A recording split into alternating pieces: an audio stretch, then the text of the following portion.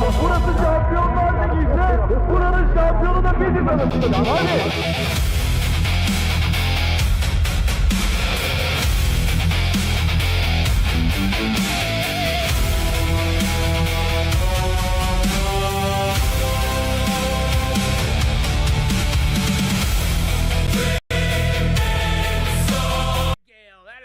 Match number 2. Let's get it going here for the PUBG Mobile Macau Invitational 2026 Grand Finals. All right, the playing path looks like it's going to be going from south to north as we have Aurora top, currently the MVP contender, QCZ right behind him, and Aurora going to be heading to Sosnavka. That is going to be the plan. Decent playing path for most of these teams that I've already mentioned. Thundertalk, they're going to go for a southern stretch down south of military base just to avoid Aurora, make their way over to Nova Retnoy, which is the main drop location. And again, we've been talking for a period of time now, Hodrix, about winning the tournament. Thundertalk, it's still not game over when it comes to the race for PMWC, even though they're so low on the rankings. Luckily enough, LGD and Weibo are even lower than their position on the leaderboard, so there's still an opportunity for Thundertalk to do well. They're just got to remain consistent and keep LGD and Weibo at bay. If they do so, I feel like Paris is definitely achievable for them to secure their plane ticket. So, Thundertalk, I feel like that's why they're playing a bit more passive, because they just want to outlive LGD and Weibo. By doing so, that will get them to one of the biggest events of the year, so they cannot afford to go out in the early stage. Got to be able to make it towards the end game if you want to win this tournament. Tianba, now we're going to see them heading towards Yasnaya, and they've been taking full advantage of this position here, especially with that new loot truck. They have been getting well set up and have been putting in the work when it comes to Erangel. Now, the first zone does come on over. It looks like a very typical circle here, as the center of the zone is going to be in that ruins area. So, man, it's time to make it happen, Max. It's time to make it happen. Let's see.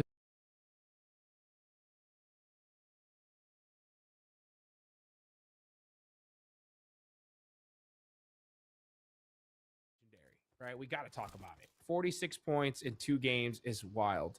I personally don't think that we're going to see another team down low on the leaderboards pull something like that off. Like, what do you think? I mean, we've kind of seen it from D+, that last game, right? Got himself a bunch of eliminations. I feel like they're kind of putting a similar play. It's just not 2 wins back-to-back, right? Which is kind of an extreme case scenario. But no, I feel like D+, especially with Nolbu, has a lot of potential of doing something similar. Then I feel like anyone below D+ Kia, I've seen enough where I can say quite confidently now that a comeback would have to be a miraculous run. D+ and above, those are the teams that really, for me, I am hopeful that they can bring a big game here throughout today's now remaining potential 5 matches, depending on how the Smash Zone really takes into effect. So yeah, I would say top 8 and above, only teams that really have a chance to do it. Even though you could say Al-Ula is only, what is that, 1 point away, All Gamers 3 points away. Sure, but I'm just not sold. I'm a little bit uncertain right now, Hodrick. So yeah, top 8 above for me, those are the big names that we need to pay attention to when it comes to that first place conversation.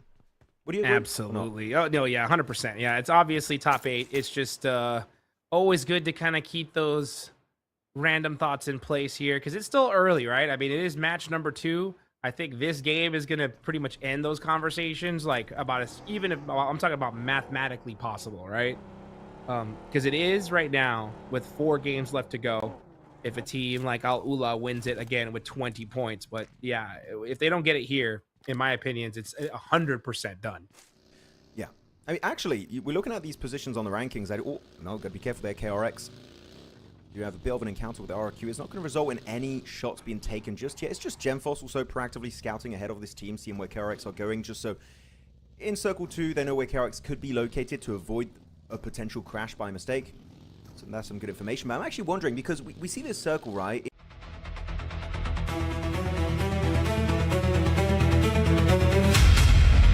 We're going to see RRQ try and hold off Aurora. But no, they're not going for it. And I feel like that makes sense. I feel like some people wanted to see that happen, Hodrix. But the reason why I'm saying it makes no sense is because by doing so, you're taking a gamble early game. RRQ are literally tied with Aurora in 2nd place. You don't want to give an opportunity for Aurora to get in the Smasher in this game, because give them 4 points, they're up to 110. That would be a massive throw.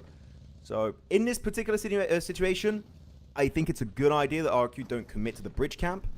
If it was a team maybe low on the rankings that hasn't got anything to lose, like Weibo that dropped Promos, then maybe. But otherwise, I feel like that bridge camp is just not the best idea at this point of the game. Yeah, not the best idea for sure. And I got to agree with you on that one. But what if it was 4 Thrives? Yeah, yeah. If it was 4 Thrives, it's a whole different story at this point.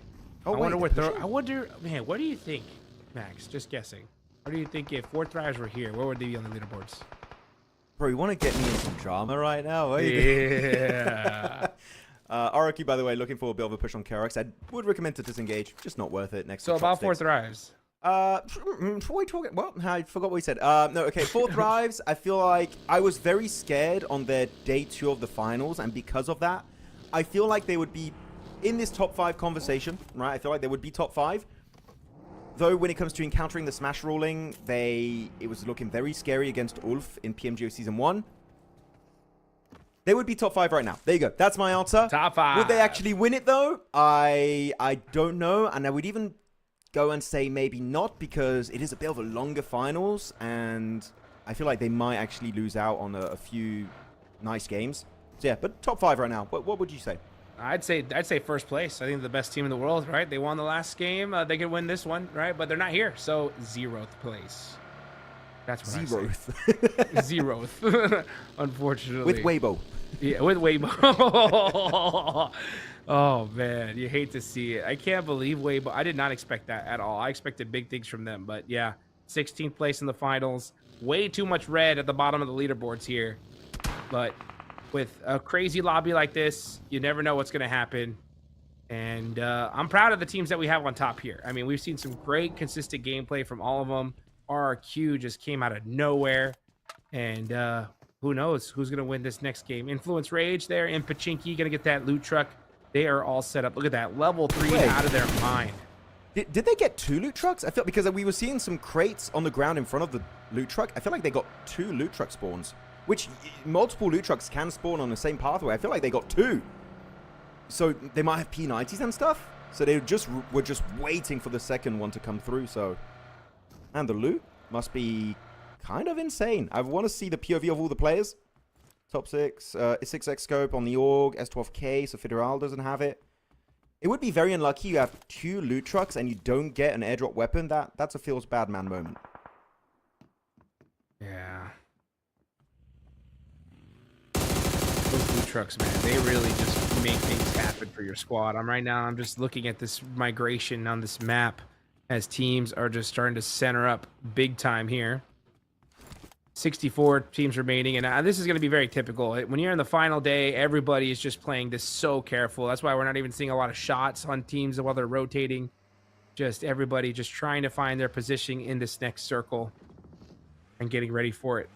Everybody, look at this. Everybody moved super quickly. So we're not seeing teams take any time here. Where is this next zone going to go? Almost all the spots in the center of it are already taken, but are we going to get a crazy hard shift? We're going to go to the northwestern side. Okay, so Al-Ula are in it. Aurora are going to have to find a cheeky rotation on in, possibly hugging the shoreline, going all the way up to South George, as all gamers are going to be coming in from north. But now shots are ringing out as Al-Ula are getting peppered. Yep, it's going to be looking pretty good for LGD. They want to overtake Thunder Talk. That's going to be their main goal in these games. But Al-Ula just really, since their first day, I know I keep saying this as a negative, and it really is, but it goes to show their first day was just such an outlandish performance. They just were unable to replicate it as Claws gets taken out, one of the bigger names that we got really hyped up on day 1, right, Hodgix? Like, Claws, Quick, oh my goodness, these guys are just completely cracking. Quick did great early on Rondo up against D+, but when it comes to team-wide performances, they're just not really hitting that same level in the PMMI finals. But you know what? At least it gives them experience for the next time we've seen a global event. Hopefully they can come a little bit more prepared, as we have now a hovercraft that spawns on water, literally on the tippy top of the world. It's on top of Everest. This is not their natural condition. They play around. This is not their natural environment. But yeah, the hovercraft is up here. This is a fun position to see it in. It do be hovering. It do be hovering, and it is going to be keeping an eye on Wait, RRQ. Oh my gosh, there's 2 hovercrafts on Everest.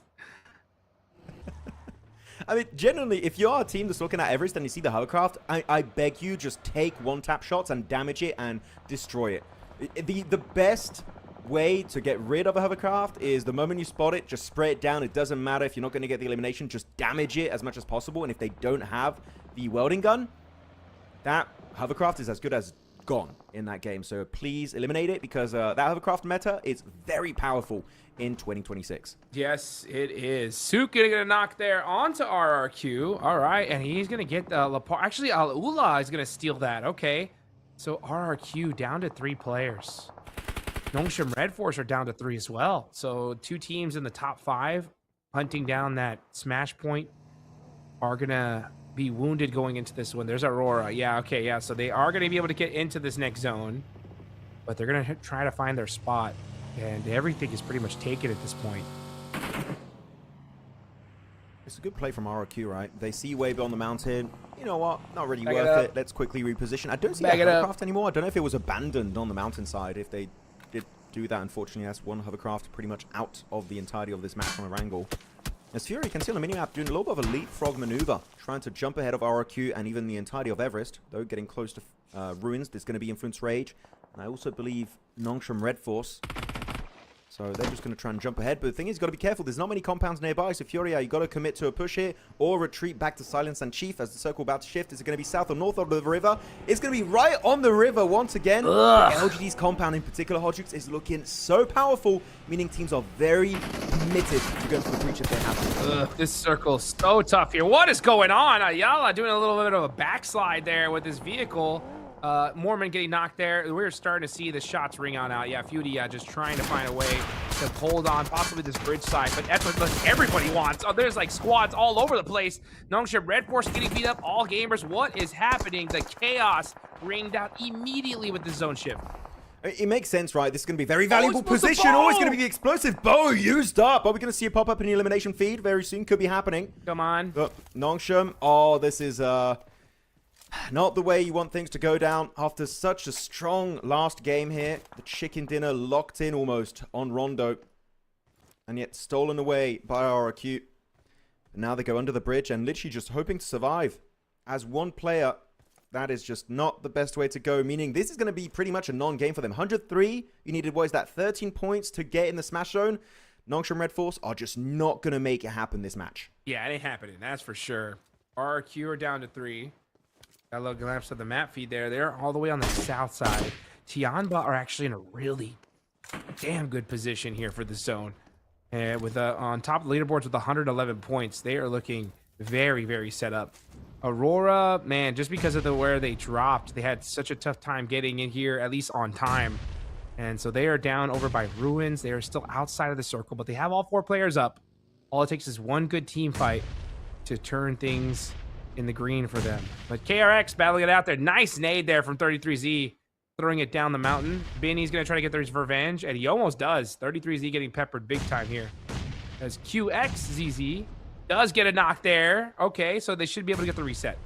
Yeah, Sook joining up with the hovercraft in the distance, just trying to delay the engagement a little bit further so they can be back up as a 4-man's crew. But I like this. The KRX are willing to be aggressive from their position in leaderboards, 13th position, 60 points. You know what? Just to try and increase that prize pool, it would be good to see them take the fight, be a bit more aggro, because so far this event they've been very passive as a team. And that's going to be another piece of utility connecting on 33Z. You just can't catch a break.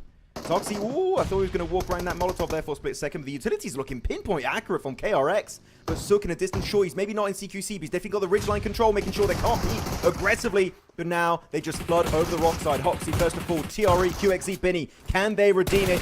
The shots not quite connected. Has to swap over to the M4, and he's just dodging all the bullets, but Suki will get picked off eventually.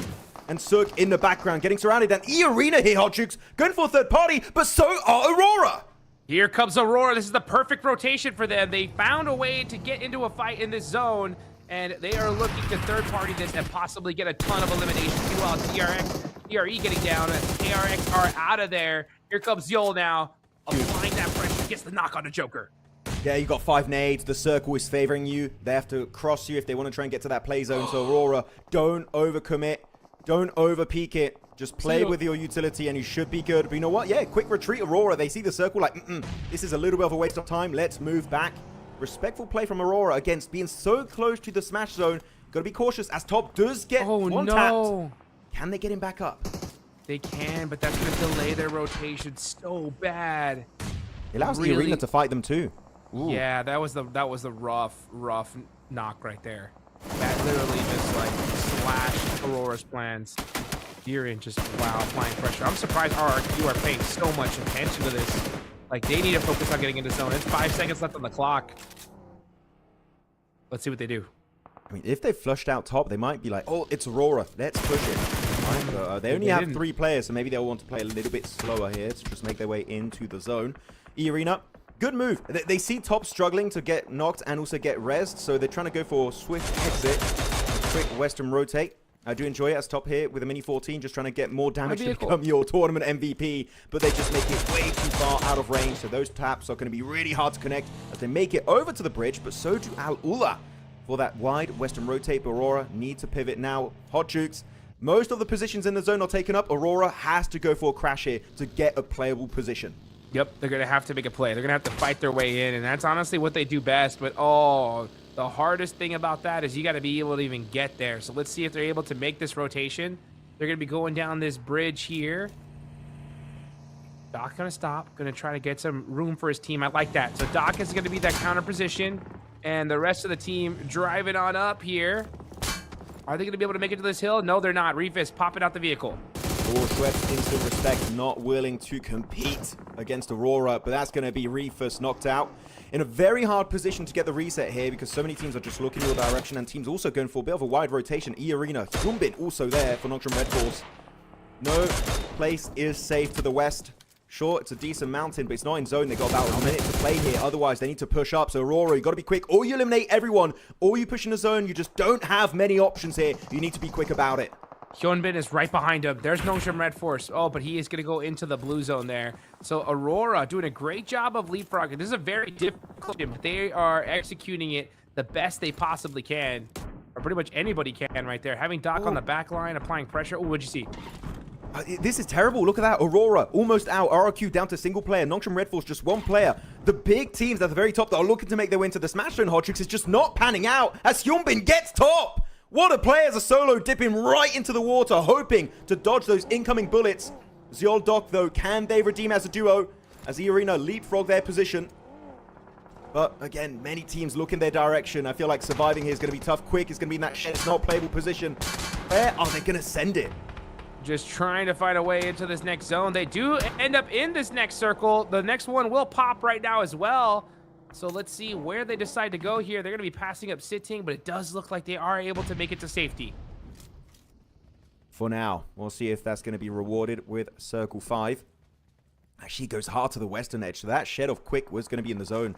I'm sure they wish they went for that position instead, away from all these teams. But Tiamba, any elimination secured on E-Arena is going to get them one step closer to that Smash Zone. They're hoping for it, as Quick now going to get a straight-up huge defense play onto Schweppes. As QZ just going to try and third party from a distance. But Al-Ula, the dream is still not dead. 81 points. If you can make it a little bit further, get some placement points. Who knows what the MENA team can do. 32 players remaining. This zone has just been so brutal. Okay, now Quick in trouble. Joker up close and personal, getting peppered, but Quick, never mind, shuts that down and getting another elimination for his squad. Maybe Aurora are happy they didn't crash it. Right. Because Quick is, again, he's clutching it up every single game, it feels like. Never underestimate Quick. Otherwise, he will make sure you remember his name. Doc, as you could see in the elimination feed, he just got taken out, and so do the entirety of Aurora. They remain on 106 points. That's a 0-point match for Aurora Hot Jukes. They couldn't afford when all the teams below them are so close to that Smash Zone. Unreal. Now Tianba, 0 points so far, but they have all 4 up, and they have the north side. So you could just see them poised, ready to go, and finally start getting active here. As all like the mid upper teams have been eliminated. There's just all the squads with 4 up are going to be pretty much at the bottom of the leaderboards minus Tianba. But this zone has just been so chaotic. It makes sense why everybody is so damaged just trying to get into this next one. Little boy, yeah, just trying to snake it out for his team on the south side. And there's Tianba. Let's see how they're able to make things happen here against Thunder Talk.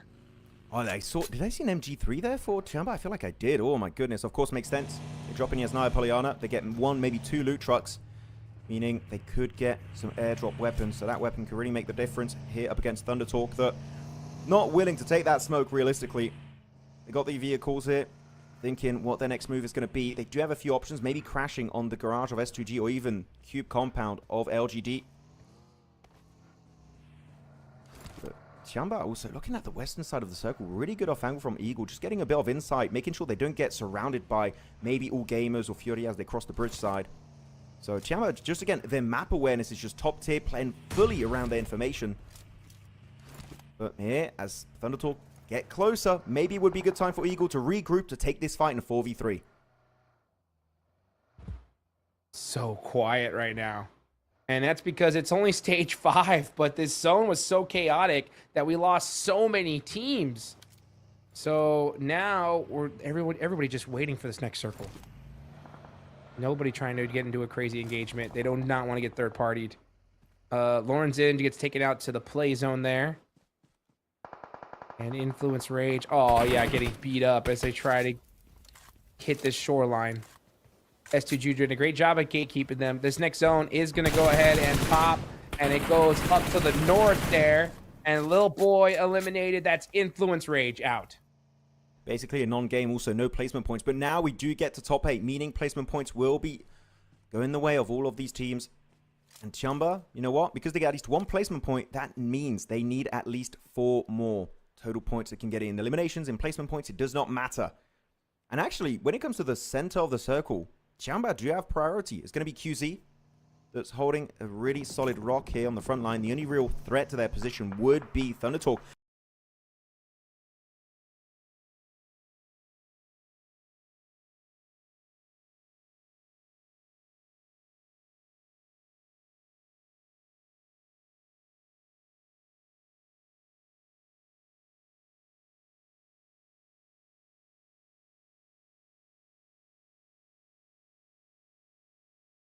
AJ shuts them down. We're seeing some other teammates, though. Yeah, look at that. LGD actually stealing some of those eliminations. And then here comes Sitting, roaring on over to his squad. But is it too late? And it looks like it's going to be. That's Thunder Talk out of there. Yeah, LGD, good third party here from this compound. Up to 8 eliminations. Makes sense. I mentioned it literally on like circle 2 or 3. That compound is just an absolute godsend if you can play there the entirety of the match. So, well done execution-wise. S2G, Thunder Talk, pretty much out of the entirety of this match. Not going to get much done. But up the top of the rankings really is doable for RRQ. If they can keep snaking their way in here for GenForce, it would be massive. But of course, looking at the circle, they have to push in the water. The LGD, they're looking at every bush, every rock and tree to make sure no stragglers can survive. But Tiamba, he got himself 1 placement. But actually, that's going to be 2 placement points now with that 1 extra elimination. I think Tiamba, it's done. I feel like unless a massive throw happens, Tiamba will reach 116 points this game. Yeah, they're looking just so rock solid here. They've kept everybody up, and now they're starting to put some eliminations on the board. RRQ not able to go for the triple win, as they only have 1 player up left, but everybody's just so hurt. Just trying to get into this end zone here. Beautia, gotta have to make a play. Maple's got that nade. Airburst is good. Catches Silence and even peppers up Chief. But he's got a nade of his own. Oh, just cancels it. Thought he had it. Now Maple going for the shots. And that is Beauty gone. Yeah, good play there. Chief still able to survive for quite a long period of time, but it's not going to be the win up against All Gamers. All Gamers finally showing signs of life on these finals games. So making it now to the lower bridge section. That's going to allow them to get a good transition point. And realistically, the big 3 teams you've got to pay attention to in this game is going to be All Gamers, LGD, and Tiamba. It's going to be a 3-way finals for the Chinese teams in this game.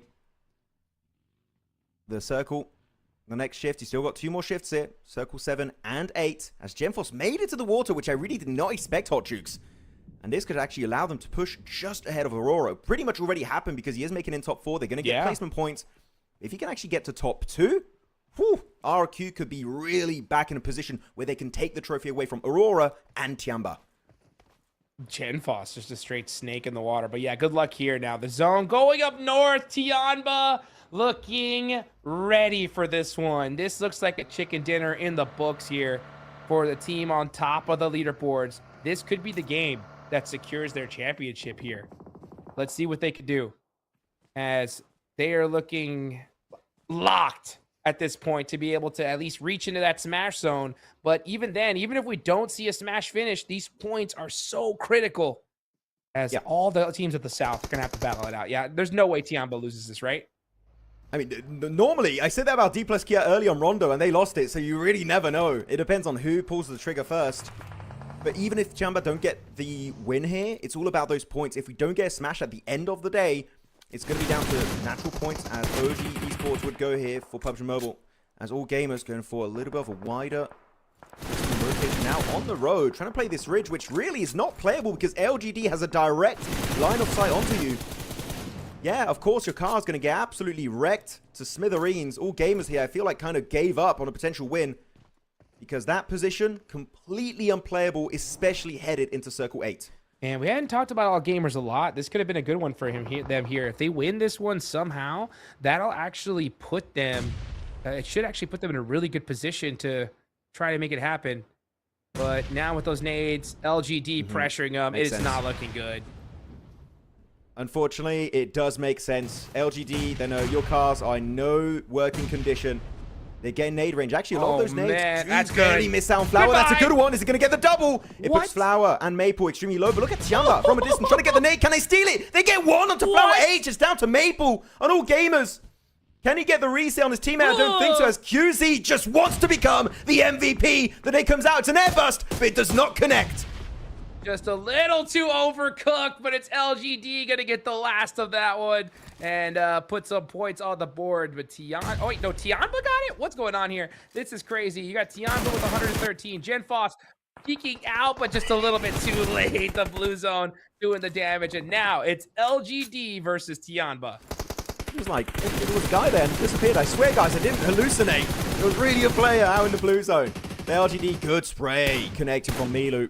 I mean, yeah, look at the circle. There is no way LGD can bring this one back in the smoke. Few more one taps coming out. A little burst, making sure he cannot exit that wizard tower. And even the guess, come on, one bullet. There you go. Connects. And the fact it's especially in the way of QZZ is just terrible for top, because he is really looking to climb back up in #1 position here on the MVP rankings. Tiamba looking to take it all at this point. I mean, they got the zone. Everything just went right for this team in this game. And there you go. That's another elimination for QZZ and some more damage as well. Rest of LGD, what do you do if you're LGD at this point? Like, do you go for the 2v4 or do you just try to deny? I feel like you just try and crash a rock of a solo player, maybe on QZZ. Actually, you just send it there and try and play off the back of it, because it is stage 8, so they don't have a lot of time to work with. But this would be the best play, sending on one player, trying to overwhelm with your 2 players, and then hopefully go casualties, which is what they're going to be doing. It's Mau Mau on the front line, leaving Apple behind. Not the way I was expecting it to go down, but he does get a bit more of extra elevation. But as you can see on the minimap, he still is not in the play zone, and like Tiamba, they're comfortably here in that playable area. Well, here comes the utility usage. Mau Mau might not even get an opportunity to hit those shots. All it takes is one nade to do it, and they are trying to hunt him down. Not able to hit the mark just yet, so Eagle, you're gonna have to use that Eagle Eye here to get these last 2 eliminations. They need every single one they can get. Now Tiamba in the vehicle, gonna start making some moves here. As a triple, cannot afford to get blasted out. Here comes the MG3 though. They do end up getting there in time. That's one player done. One more left to go. Right out in the open. Goodbye, Tiamba. Get the chicken dinner and have reached the smash zone. It's a double MG3 elimination to wrap it up. I'm loving it out here, but as you said, Tiamba indeed will lock in their position as the first squad to go in the smash zone. And now, if they get a single chicken dinner during the rest of today's games, they will be crowned your Macau Invitational champions, taking away the flame from Weibo. And you can see, ecstatic after that win. But you know what? The fact that they got that win now, can they do it back-to-back? Because back-to-back wins, we saw it's hard. RQ did it. Can Tiamba make it happen on the second Durango? Oh, man. All it takes is one more, guys. If Tiamba win any game here on out, this tournament is over. They are your PUBG Mobile Macau Invitational 2026 Grand Finals champions. And we will see them lift the trophy, and whoever's below them gets second place. And after that game, Aurora going out early, I believe second place could be RRQ. We'll see. Or we're not sure who will be in second place, but it's going to be pretty dang close. But what a way to start things off here. I love that I said, attention, a team has passed the Smash Zone, 116 points, and it is Tiamba. Red alert throughout the arena. They are the team, the one threat that everyone needs to take down. One win could decide if they will secure the trophy, as our game MVP will be Milu with the MG3, the best weapon in the game, Hot Jukes. It makes sense. Yes, indeed. Milu making it happen there. QZZ getting some points on the board as well. That's going to make things interesting when it comes to the entire tournament MVP conversation. But yeah, Tiamba played it very, very carefully. You know, they were holding that northern position. They got a beautiful zone shift in their direction, and then it was just easy dubs after that. So, man, we're going to have to go into this next Erangel and just see what happens. I think at this point, Max, if you're any other team in the lobby, you see Tiamba starting to get some momentum, I think you have to go out of your way to make sure you take the squad out. I mean, Yasna Poliana definitely could happen, even if you just want to camp out the outskirts of the city.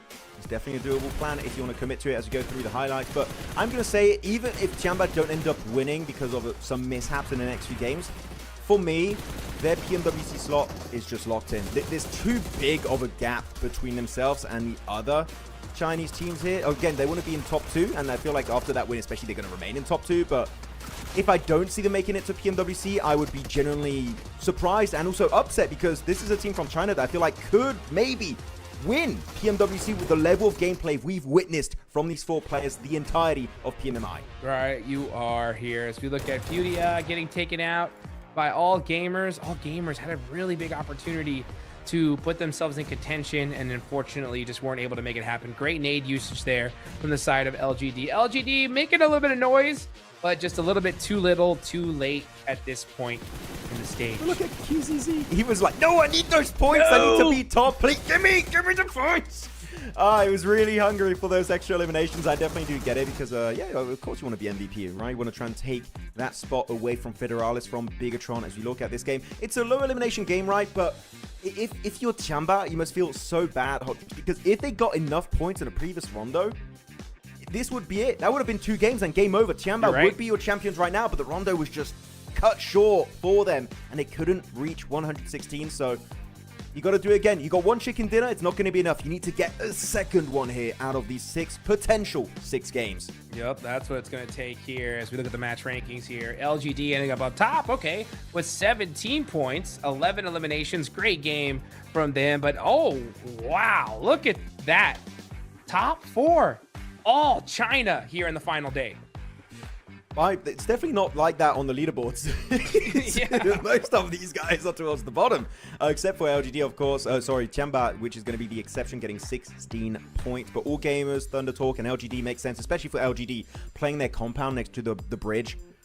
I always say it, if you are in that position and the circle favors that compound, if you get less than 10 eliminations, I'm going to say you threw the match. So LGD finally showing up a little bit here, showing some signs of life. Are they going to continue that kind of push forward to maybe catch up to the likes of Cham at the very top and maybe make their way at PMWC? Definitely their work is cut out for them, but there is a chance LGD could be making it, but they need to go absolutely ham here on the next few games, depending on how many we have again, because we just don't know at this point in time. No, we do not. As we take a look here at the overall rankings, Tiamba in the Smash Zone. One more game. We got to keep saying it here because they are the biggest threat without a doubt. RRQ moving up to second place with 111 points. And Aurora, man, Aurora just not having the start they were hoping for. I mean, really, when you look at the Rondo, getting chased down by BTR makes sense. It's always Indonesian teams chasing down Aurora on Rondo, by the way. It was boom in PMGO Season 1. Now it was the side of BTR. Maybe it's the new Falak versus Rosemary drama. It's Indonesia up against Aurora. Maybe we'll have to keep an eye out for that. Though Nocturne Red Force only a 1-pointer. Quite unfortunate after their massive 16-pointer on Rondo. Teams definitely slowing down. And I feel like it's to the point of the tournament, Hodrix, where teams are already feeling the pressure and doing pretty big mistakes that should not be happening at this stage of the tournament. So teams are going to be kicking themselves after missing out on potential big games at that point. Yeah, that's what it's all about here, man. I mean, What a way to start things off. It's so crazy to see here, right? Will Aurora make that comeback? Will we see one of these other teams do something special? But now you have Tianba with just one game. They could end this tournament here. So it's been a great start here. And now we look at the elimination leaders. Yeah, QZZ just moving up little by little here, 32-28. I think with this game, he is now definitely your top contender for MVP. I mean, it really also was interesting because last game it was a 2 elimination difference, if I'm not mistaken, between QZZ and Top, and now it's been increased to 4. So Top, he's got to catch up, man. These last 2 games, if you want to become MVP. Actually, you know what? I'm going to say I don't want Top to be MVP. Reason why, every time Top becomes MVP, they barely miss out on the trophy. So I feel like Top, you got to decide. Champions or MVP, you can't have both. At least historically speaking, he could not get both. As Top will be number 1 in terms of overall damage. Again, makes sense playing with the Mini 14, and he got some big shots while he was on Everest. So really impactful. But QZZ, it's about, what, an 800 damage difference here? That's literally one good game from this guy. He could easily jump back up, as he will be now number 1. It keeps changing. It's back and forth. It's all Top in number 1, all QZZ in number 1. It's going to keep changing until the very last match, I feel like. Yep, literally. I agree 100%. And I think that, top damage definitely does matter. But, eliminations carry their weight in their own. And QZZ just keeps getting them every single game. But you know what? I will say, what's going to happen if the zone decides to go south? We will see as we get ready for the next Erangel match. Don't go anywhere, guys. We're going to be right back.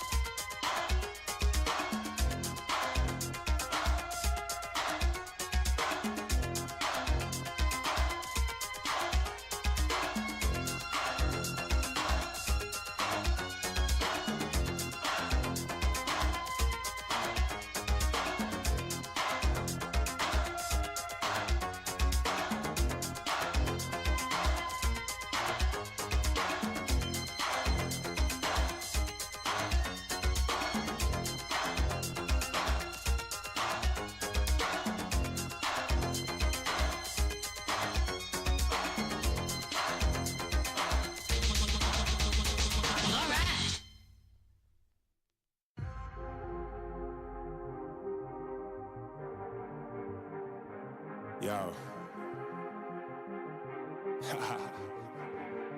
I don't think they're ready for it. On the loose, on the loose, on the loose, on the loose. With the beast, on the loose, say the truth, on the loose. Off the chain, it's all the gauge. Yeah, getting wild, yeah, we out the cage. It's getting wild out here. One by one, we watch them all falling. It's getting wild out here. Here we go. We are back, but the battleground has changed. There's a thickness in the air now as they know the tension's at an all-time high. Tianba, one more chicken dinner, and this tournament is over. Here we go. Now, Tianba, the biggest threat in the lobby. There are quite a few teams, though, if they get a good game here, could reach that smash zone as well. Now, with Tianba winning that last game, they have such a point lead, okay? But even if another team reaches 116, if they win that next one, they're the champs, right? So let's see what happens as we get ready for one of the most important Aaron Gale matches of this tournament. It really could be the last game of PMMI. This could be it. If Tiamba get themselves the chicken dinner, that is it. All the other teams, their opportunities for comeback are going to be cut short. You have all these players on screen, on the arena. And yeah, Tiamba and Aurora, a little bit of a fist bump before the game, because they know it really is going to be mainly between these two guys. But it was initially between these two guys at the start today, but now RRQ, Nocturne Red Force, Influence Rage, Furia all joining the fray, as we have a good overview of Erangel and Pachinki, man. Again, Influence Rage, if they can get that loot truck, if they can get an MG3 like Milu, who knows, that could make the difference on this match. Here we go, folks. The plane path is out here, and it's going to be a southern one. Okay, we are heading from Primorsk to Lipovka. Our Aurora are going to be going to a military base. Now, I asked the question, right? Aurora weren't able to make it happen in that last one. That zone was tough. Let's see. If the zone goes down to military, though, how are they going to fare? Let's see where that first zone decides to go. When you have a plane path like this, I think it might be a bit northern. I feel like it might be throwing a bit of a spanner in the work here for these guys. As Weibo actually, look at Weibo on the minimap. They didn't send it to Primorsk. They actually sent it to Quarry right onto, here's that LGD. Okay. Maybe trying to take away a contender for that PMWC slot, which actually, if Weibo, if that is the game plan to fight LGD to make it to Paris, that is a very, very strong idea. As we have Phase 1 Circle, Hodjux, it's not northern, it's actually somewhat kind to most of these teams, as it's a very eastern Phase 1 Circle that just popped. Super eastern. Okay, all right, let's see what Aurora's going to do. Let's see what Tianba's going to make happen, because Tianba are going to be heading straight towards Yasnaya. That is in this next circle. They're going to be looted up out of their minds here, so not a bad zone at all for the side of Tianba. Now, I wonder, what is the lobby going to do here, okay? You know where Tianba lands. If the next zone pops, you have a good idea of where they're going to rotate from. This could be a good opportunity for teams to try and possibly camp their rotation, try to find any way to be able to slow them down. But it's going to be difficult because they are going to be set up in this match for sure.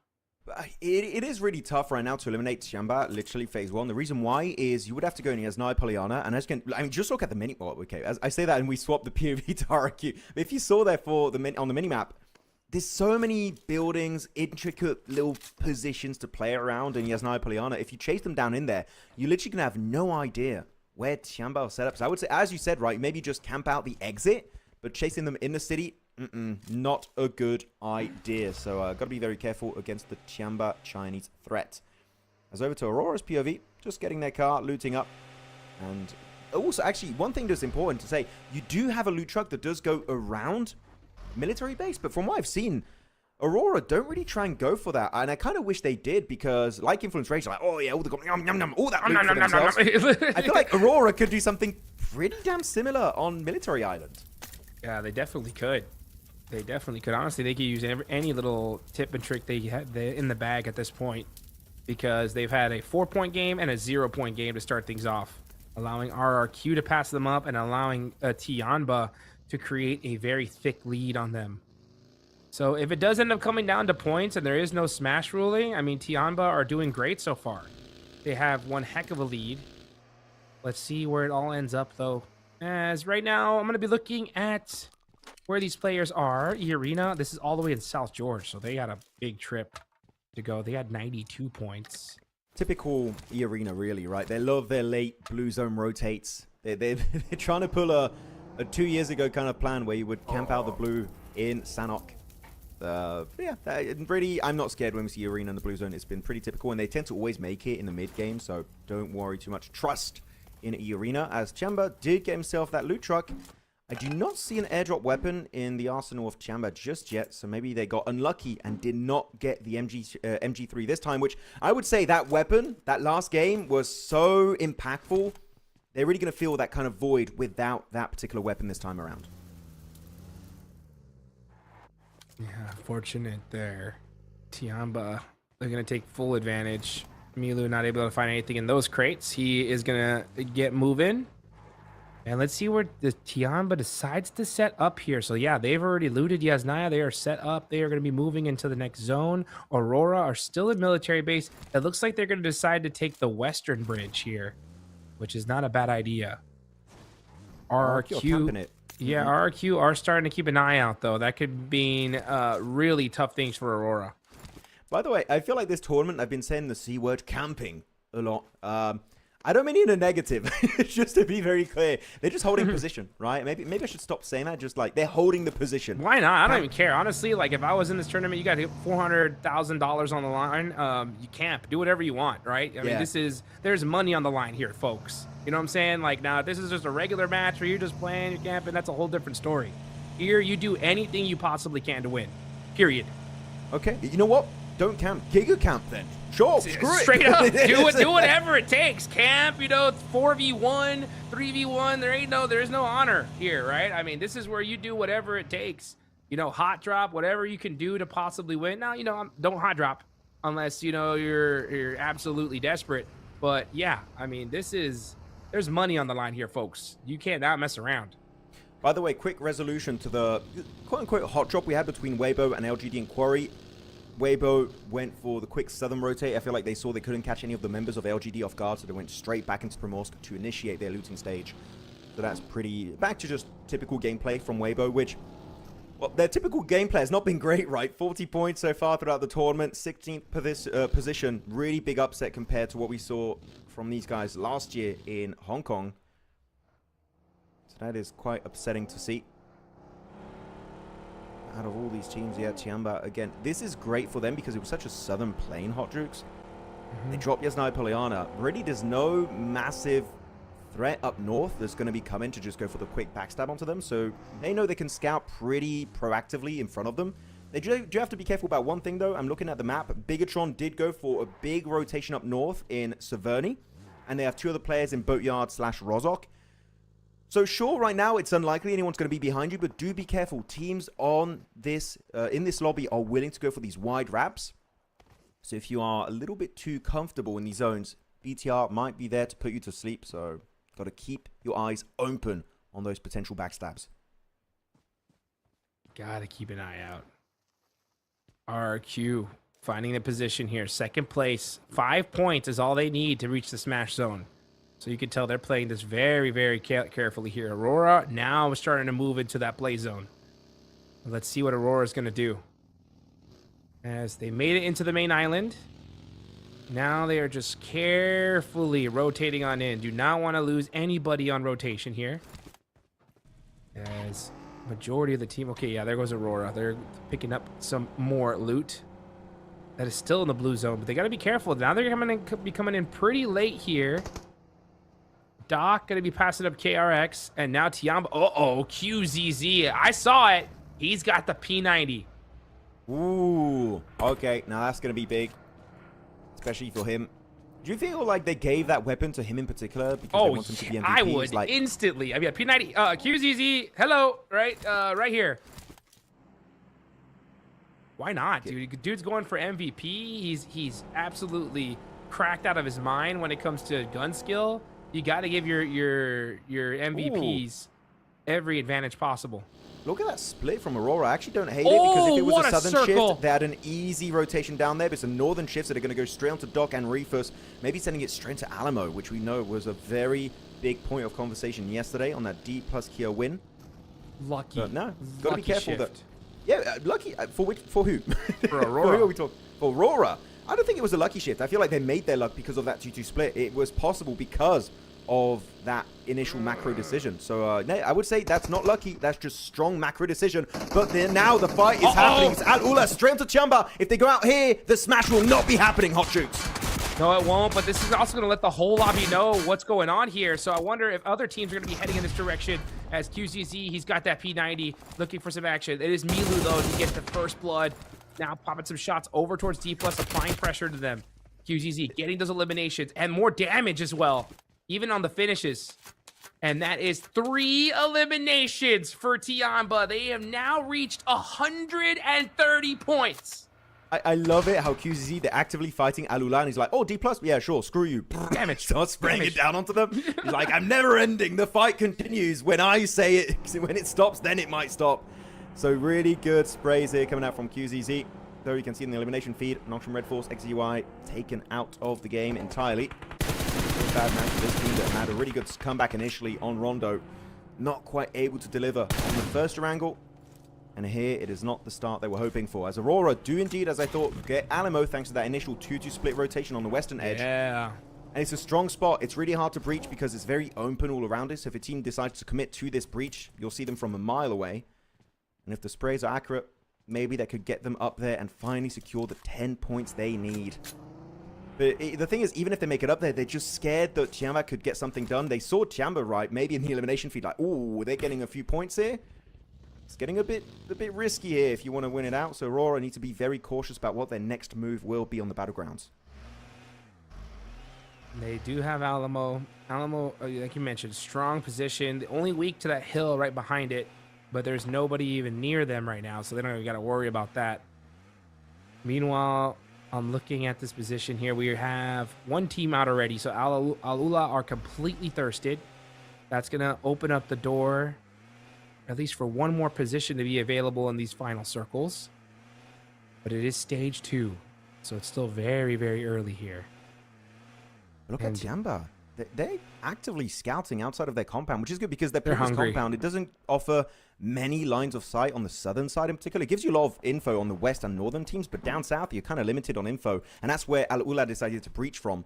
So it's good to see Milu and Eagle flex out, get some free information, and just, you know, even if a team gets close, I'm pretty sure they would quickly regroup and play it slow. Circle shift, and it goes hard down southwest towards Shelter. Influence Rage going to be loving this one.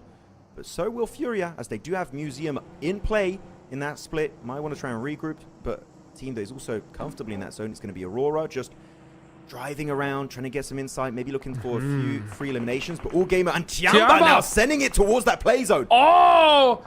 Milu, though, getting knocked by Chips and Thirsted, so Tiamba are going to lose a player here. Tiamba are on the move. This is all the way towards Shelter. Are they going to be able to make it happen here? But meanwhile, Influence Rage and All Gamers are fighting it out. It's a battle in Shelter, and Tiamba are very, very close to this. This is the issue. In a lobby of this caliber, so many teams have the same idea at the same time, and Tiamba, as you said, do lose a player, but luckily enough, they do find one little hidden spot in Shelter. They're going to park up one car, nice and safely, just to keep their late game rotation potential up there. At least 3 players. I mean, 3 players when it's still in the cards for them. But the main issue, and we talked about this when it comes to Shelter, when you have to leave, if a team has a line of sight onto you, you're so predictable because literally, you can see here, there's only one way for them to leave Shelter, which could be an issue later on. Yeah, but you got your vehicles protected. It is such a strong position, especially with this being so late in the circle here. Tiamba are going to be in a great position to get some placement points, most likely, if the zone especially heads in that direction. Meanwhile, we got RRQ battling it out with LGD. LGD going on the offensive. Norpeco not able to get that nade off. RRQ, again, only need 5 points to reach the smash zone. They could get quite a few of them here, but it's going to be up to the rest of the team as Norpeco is gone. Oh, never mind. I think they're taking off. Yep, yeah, it's not worth it. They're just going to leave them. Yep. Just leave. I do respect the idea of RRQ. They wanted to set up the defense, but they were just split up between so many different buildings, and LGD just pushing up together. Great synergy, by the way, from LGD, which is surprising to see them in 13th.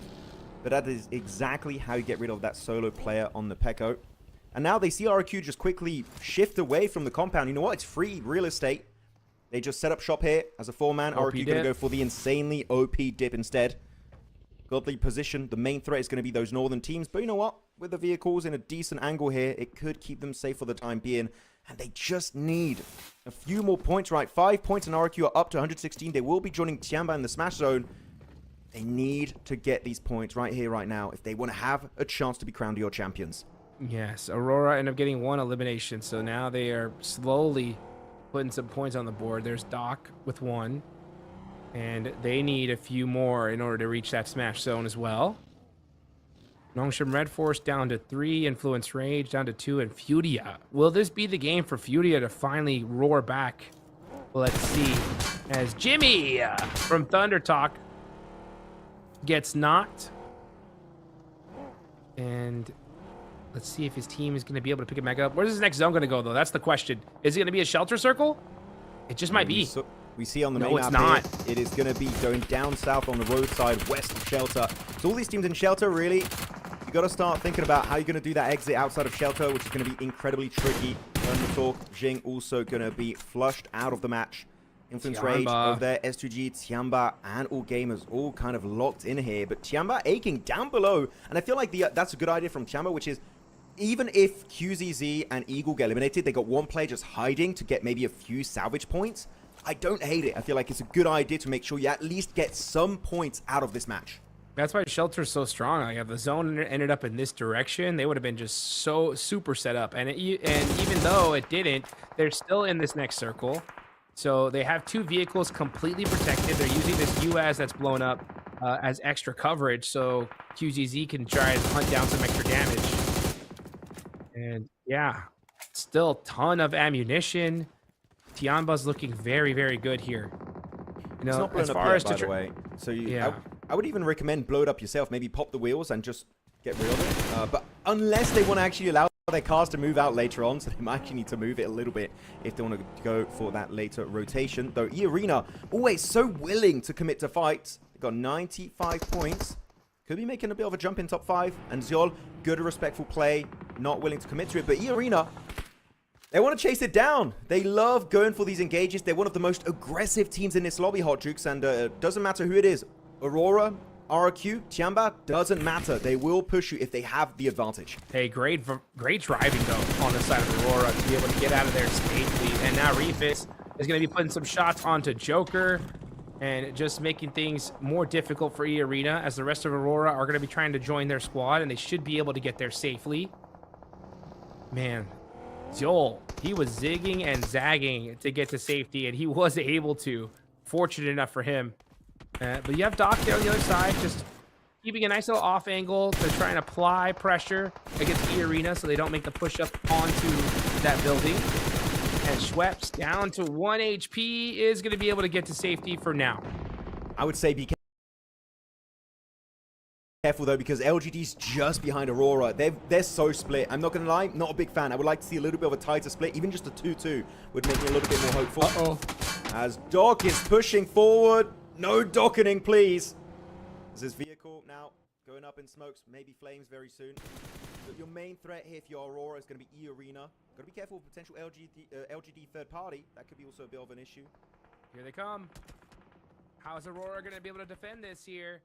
They don't have the angles to get Hani bizim, bu bizim yazımız. Sessizlik bozulur adımızla. Kara esport gelir fırtınasıyla. En geliniriz, kontrol bizde. Lot hızlı, gözlerimiz hedefte. Bir mermi sesi, bir nok daha. Rakipler kaybolur tek anda. M-Core Trust elimizde dans eder. Her spray bizim adımızı söyler. Rank kasmak değil, sadece oyun. Bizim için bu bir büyük turnuva. Kara esport, zafer bizim. Her maçta yeniden diriliriz. Kara esport, sahne bizim. Düşenler bizi izler biliriz. Kara esport, gücümüz gerçek. Her düşman bizden çekinecek. Kara esport, adımız yeter. Bu isim asla geri çekilmez. Smoke atılır, strateji kurulur. Takım sesiyle her şey durulur. Clutch canı gelir, kalp hızlanır ama Kara Esports asla dağılmaz. Birimiz düşse bile devam, çünkü bizde bitmez inanç. Her fight bir hikaye yazar, bu takım efsane olarak kalır. Kara Esports, zafer bizim. Her maçta yeniden diriliriz. Kara Esports, sahne bizim. Düşenler bizi izler biliriz. Kara Esports, gücümüz gerçek. Her düşman bizden çekinecek. Kara Esport, adımız yeter. Bu isim asla geri çekilmez.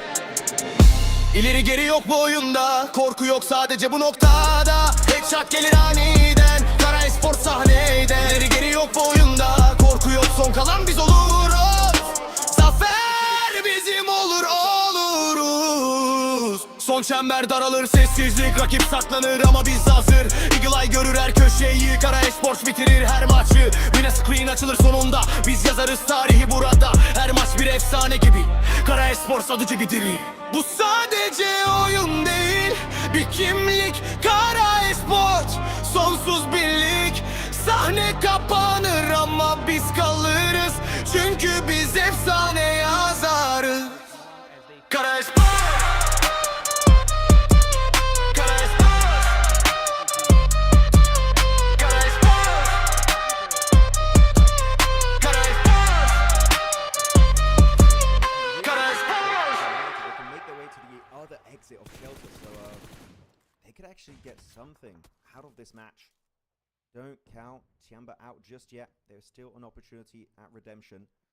But Furia, yeah, with that 3-1 split, I'm loving the engage here, but that utility of Eagles looking pretty strong now. Their own nades coming on through. And Silence, the entire Furia don't want to push down in Shelter itself, but I feel like they kind of don't have an option. It's or you leave Tiamba alone, or you chase them down, because Tiamba do not want to take that fight whatsoever. They really want to play it slow. Tiamba's going for the win here. That's what they want. They want that chicken dinner. It's not looking like it's going to be likely. So right now, just, hey, you know what? Put some more points on the board. You have a massive lead that you will definitely take. Just making sure there's nobody hiding here in Shelter. And nobody is. But let's see what happens here. Is Tiamba on the hunt? Uh-oh, the other side of you, they know, like, oh, you coming this way? Come on down. Yeah, you could see Tiamba, a few alarms ringing in their head. Just, oh, they've seen that buggy, they've seen the crates, like, oh, something happened over here, we just don't know what. And they go straight as Influence Rage leave the opening of Shelter. What a rotation from Tiamba. And now actually do get a bit of a backstab angle onto Influence Rage, but they go straight back into Shelter themselves. It's a whack-a-mole game happening here on the eastern location as Aiken drops down into the blue. It's fine, it's still resable. They got 40 seconds to work with. Don't worry, Tiamba will still be up as a 2-man. But it's getting incredibly scary in this match because you still have so many top teams alive. You got RRQ, Furia now overtaking Aurora. Aurora still got a full squad. And even E-Arena could do something in this game up on their western position. But they need to push up very soon. Aurora finally getting a favorable zone shift here. So in a great spot in this next circle when it comes to position-wise. But they do not have a lot of coverage at all. So they're going to have to make that work with their vehicles. But yeah, Furia on the southwestern side of the circle.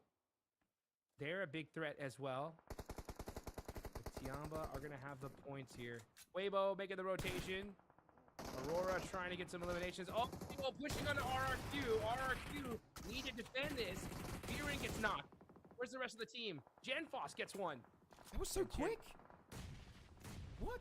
Okay, you blink and you missed it. That's it. Weibo fully eliminated. RRQ, good defense. Lepar, Genforce remaining. Trying to get Theorem back up, but KRX, they're going for the angle. And they're pushing up in the weak spot of OP Dip. Right in nade range for TRE. As QXE going for a little bit of a surround play. But E-Arena could also look at fourth party, realistically. This skirmish. As the nades doing some big damage. Lepar taken out. It's down to Theorem as a solo. And the buggy squishes him. That is it. End of the game for them. The smash zone will not be reached. 2 points away for RRQ. They are going to be kicking themselves after that fight. Oh, so close, too. And I think that KRX, they're at the bottom of the leaderboard. So, like, hey, RRQ's getting eliminations. We got to stop them. Let's go ahead and make it happen. And they did. Yeah, exactly. Nothing to lose. Might as well send it on that position. But Tiamba, now I feel like they might be at the end of their rope. That rotation away when teams are set up beautifully, such as KRX, Aurora, even E-Arena to the west. The Tiamba dream of a win here, I would say, it's pretty much down the toilet as Aking Eagle try to send it. Aking put low, knocked out. It's down to Eagle. And as he just stays hidden behind his two-seater, he's in nade range. Lorenzin's got two, but he does find Fitter. Oh, Eagle, how does he make it happen? As Lorenzen will get the spray, and that's it. Tiamba fully eliminated here from match number 3. Tiamba are gone, but there are quite a few teams that can still make it into the smash zone. Furia right there, Aurora, Nongshim Red Force with 2. Trey, though, from KRX, applying the pressure. That was Tiamba in 8th place. Look at this. 7th through 3rd are still alive here. Who is going to win this match? Let's find out. Aurora need 8 points if they want to make it to the smash. Furia need an extra 6. Furia is going to be the big focal point here as Aurora. Their position is playable, but now that teams can actually play this ridge line, one nade and it's going to be game over. It's out there, and Aurora get taken on out. The smash zone again will not be headed their way. Mongolia eliminated. 6 teams now remain. It's all about Furia. Can Furia make it happen right now? KRX are just making some noise now. I mean, this is what happens when you got nothing to lose. You just got to put it all on the line. And now they're finally starting to play the game that they should have been playing in the first 2 days. But now, Benny going to be rotating on over. And QXDZ with the run over onto Lorenzen. That is Influence Rage out. And now the placement points are in effect. Furia, you know, they counting. They're like, we just need those placement points, a few more eliminations. Not even a win. They don't even need the win. And they will still make it over 116 points. Which again, as a reminder, is the point threshold here for the smash ruling to take effect. With Furia, oh, so many vehicles. All 4. Fully functional here, so they could use it as TRE just get some big damage onto Mormon. And the entirety of E-Arena, so E-Arena, their Western rotate going to be cut short. And LGD also suffering a very similar fate where those use of those nades are doing so much work in these very small locations. The sprays are never ending, but Nongshim just can't get it done. And by the way, Nongshim, we kind of forgot about them this match, Hot Troops, but they are looking in a very strong position. A decent finish here. They could be overtaking Influence Rage and Aurora in one fell swoop. Let's see what happens. They have 2 up. They have a Shack and a Dream. That nade looks good. Oh, that one hurt. Igor gonna have to back up a little bit, but now here come the nades from Furia as So Easy gets knocked. Hyunbin now in the Shack. And Ayala thread the needle. Oh, that Molly. Oh, I thought it was inside, but it was just outside the building. But yeah, Hyunbin is in big trouble. He's throwing out all those smokes so they can't get that nade in there. Silence goes down. All it takes is one, though. One nade to thread the needle into the Shack. Doesn't do it. Hyunbin still alive here, refusing to go down. The nades just can't be threaded through that needle. The window being smoked up, that is literally just keeping Nongshim Red Force alive. That smoke is the difference between them going out and surviving. But you know what? It will be a nade. Actually, not Fury don't get it. They really wanted those eliminations. Karanlıkta doğar bizim ışığımız. Sahne bizim, bu bizim yazımız. Sessizlik bozulur adımızla. Kara esports gelir fırtınayla. Her an geliniriz, kontrol bizde. Lot hızlı gözlerimiz hedefte. Bir mermi sesi, bir not daha. Rakipler kaybolur tek anda. Emrak seyahat elimizde dans eder. Her sprey bizim adımızı söyler.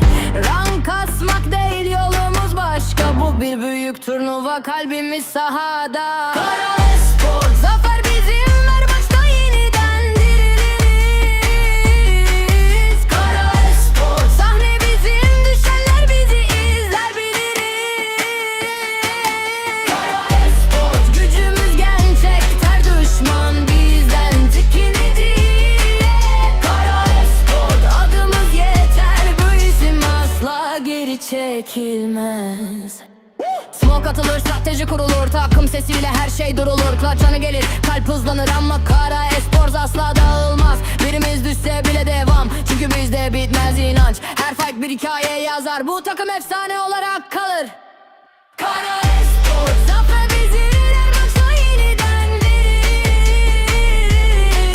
Kara Esports, sahne bizim, düşenler bizi izler biliriz. Kara Esports, gücümüz gerçek, her düşman bizden çekinecek.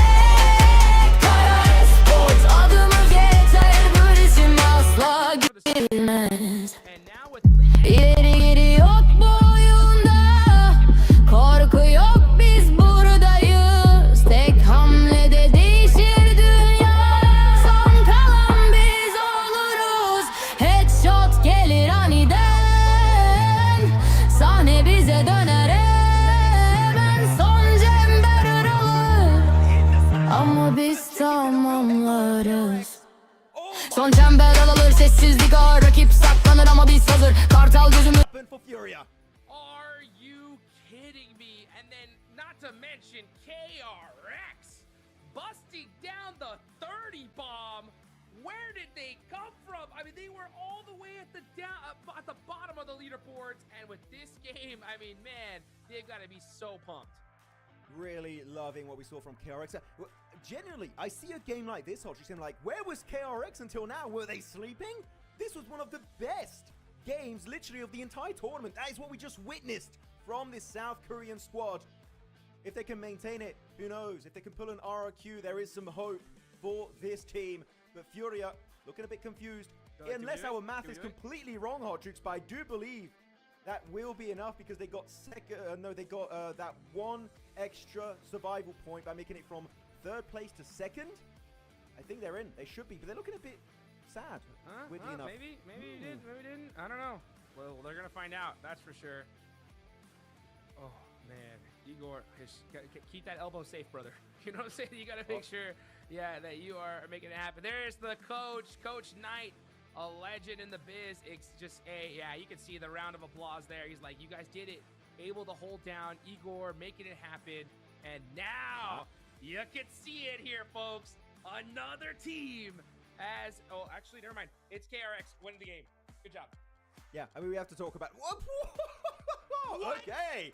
QXZ is going to be taking it home with almost 1.4k damage, 12 eliminations. Oh my goodness. And the fact that he got 12 eliminations, Hot Jukes, and his team contribution is only 32%, clearly shows that everyone they just popped off.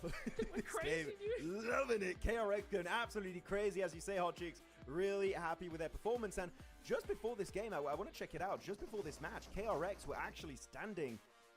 Let me scroll down a little bit here. KRX were in 14th position with 63 points. They got half of their total points pretty much in one single match, Hot Jukes. What just happened? What's going on, dude? What is going on? I mean, we've seen it happen before where a team at the bottom, they're like, all right, we got nothing to lose. Let's go crazy, right? But not that crazy. KRX, especially to go that crazy in this game. We still got 3 more to go, potentially. So with KRX busting down a 30 bomb here, man, that put them in the show. It really, really did. I mean, if they're able to do it again, I mean, good luck with that, right? But if they do, man, who knows what can happen. I was seeing a lot of people early in chat during the break saying, oh, Tiamba were gifted the circle. That was an easy win last game. Not this one. Not this one. They had one of the toughest transitions to execute, leaving the eastern coastal side and making it straight into the zone. So definitely had their work cut out for them. Not an easy win, as we did see also Aurora there for a few seconds. It was a good position until teams can actually play the ridge line, and then those nades instantly eliminate the entirety of the lineup. As there you have it. It is not a 30-point bomb, Hot Jukes. It is a 32-point bomb, outdoing the previous record of RRQ. Boom! A record has been broken. KRX, I mean, I think all of South Korea is making the face of that player there in the back right now. They are so excited because that is a legendary comeback, guys. 32 points in a lobby like this with 3 matches left to go. Are you kidding me?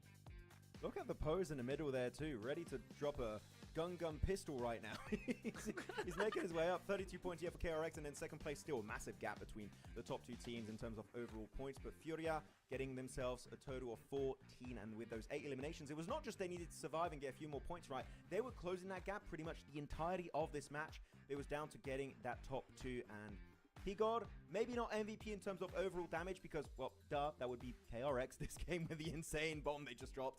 But Higor really deserving a lot of respect. I mean, Higor and Chief, just the survivalists of their lineup. Without those 2 players, they would be quite far away, actually, from 116 points. So, got to give them their flowers and respect in PMMI. Yes, you do, man. Let's take a look at the leaderboards. Just as you can see, Furia have done it. So they are now in that smash point range. So now we have 2 squads. If either of these teams win, they become your champions. So yeah, even though Tiamba has a big lead over Furia, if Furia win the game, it's over, right? They're your champs. Tiamba second place, and then it goes down from there. KRX, though, the big storyline from that last game, 32 points, pushing themselves from, what was it, 14th to 8th. Huge, absolutely huge. 32 points. That is, of course, going to do a pretty significant dent. And actually, now that they have 95 points, I think win is still really hard from Tiamba. As I said, they need to pull an RRQ, but top 5, top 3, achievable. It is in reach for KRX, so we'll be really excited to see if they can maintain their kind of performances so far today, going into match number 4. The second page, A lot of upsets, a lot of things just not lining up the way these teams were hoping for, and really one of the biggest upsets for me. I have really two big upsets for me. It's Al Ula and D+ Kia just not able to bring back any of their group stage performances and remaining stuck on that second page. Yeah, another one for me is going to be Bigatron. I think I saw in the group stage a lot of signs of life from them. I thought that, you know what, we're going to see it happen. But you know what? It's kind of a similar situation that we saw during PMGO Season 1, right? Great group stage performance, and then come finals time, just not able to make it happen. As you look at now, the elimination leader is still going to be QZZ, Top, and Aurora. Again, a rough game. So the first 3 matches of the day, Aurora just can't seem to get it started. Actually, I really thought it was just going to be a two-man race the entirety of this game, but Top is losing a bit of steam. QZZ keeps on getting a few eliminations here and there, increasing that lead, but Hyunbin's behind them, and now even we do have a play of KRX looking to close the gap. Who could get involved in that convo, as though when it comes to overall damage, it's still Top, which, with the loadout he plays with, it does make sense. But damage, as you stated earlier, before this game started, Hot Jukes, sure, it's good to get good damage, but eliminations is really what truly matters in the MVP formula. Yes, it does. All right, man. Well, what a way to start things off today, folks. That is the first 3 matches in the books. We're going to be heading into the second half of the final day of the grand finals for your PUBG Mobile Macau Invitational 2026. Guys, get your drinks, get your popcorn ready. There is a massive show. This all could be done with just one more match. We're going to find out in just a bit. Don't go anywhere. We're going to be right back.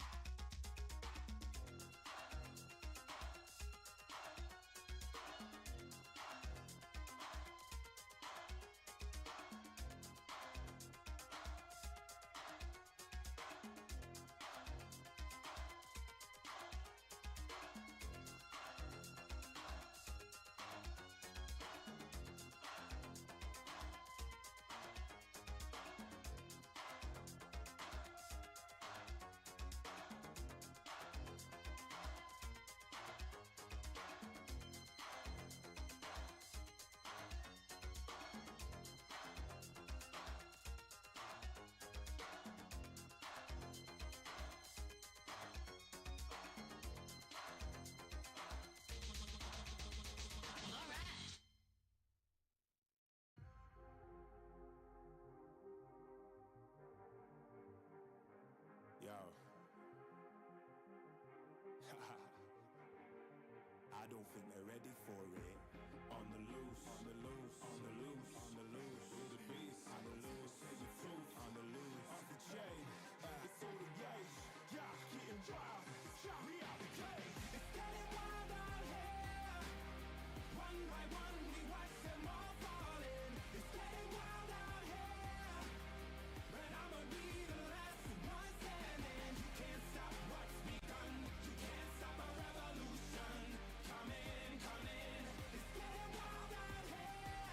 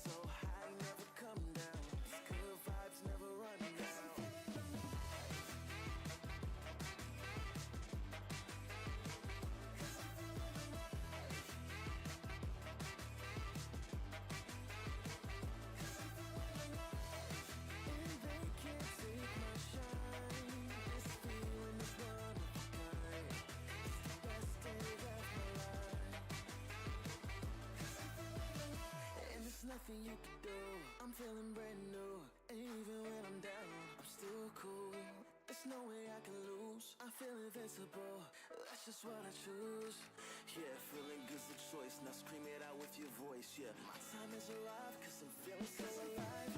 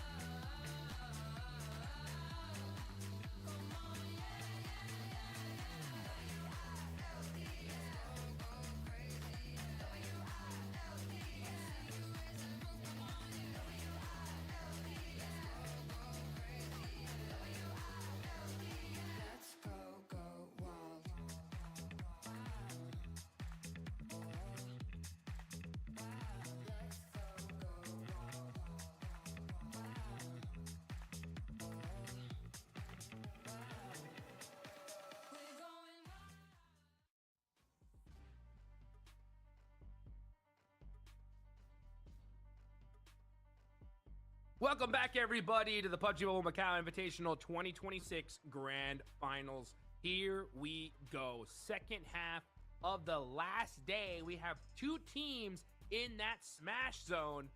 It is still anyone's game, though, to try and make something happen. But in order for that to work, you got to make sure that Tiamba and Furia do not get a chicken dinner.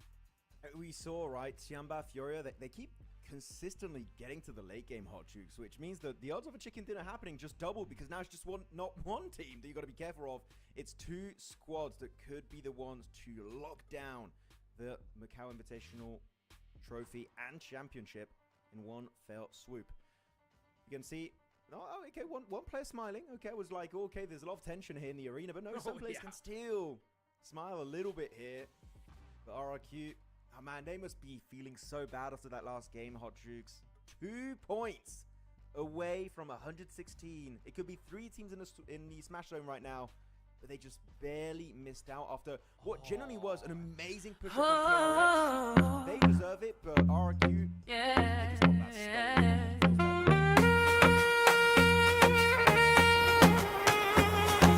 Turnuva başladı, sahnede ışıklar yanıyor. Rakipler adımızı duyup kala kalıyor.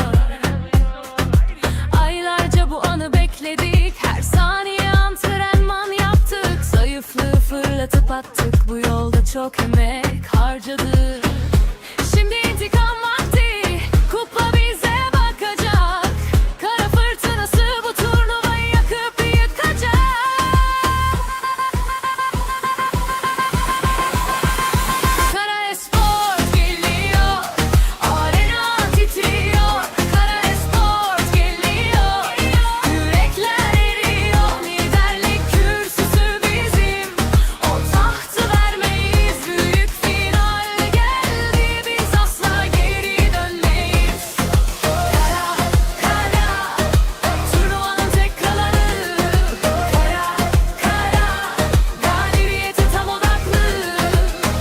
hazır takım tek beden. Her klik her hareket saniyelik bir sanat. Ekranda hız zaten.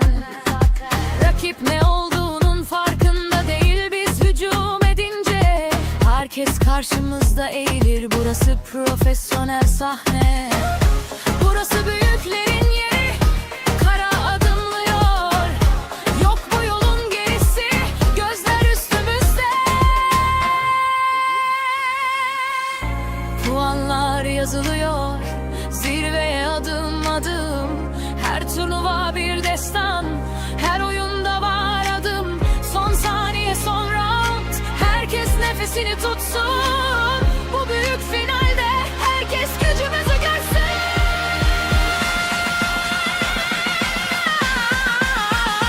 Kara Esport geliyor, arena titriyor.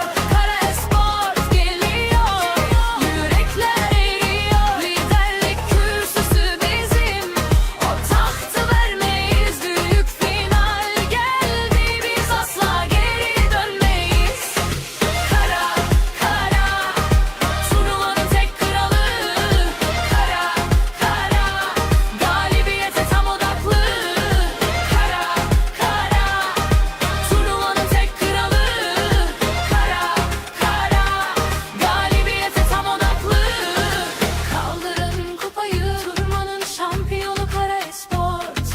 Kaldırın kupayı, turnuvanın şampiyonu Kara Esport. Kaldırın kupayı, turnuvanın şampiyonu Kara Esport. Kaldırın kupayı, turnuvanın şampiyonu Kara Esport. Kara, kara, turnuvanın tek kralı. Kara, kara, galibiyete tam odaklı. Kara, kara, turnuvanın tek kralı. Kara, kara, galibiyete tam odaklı.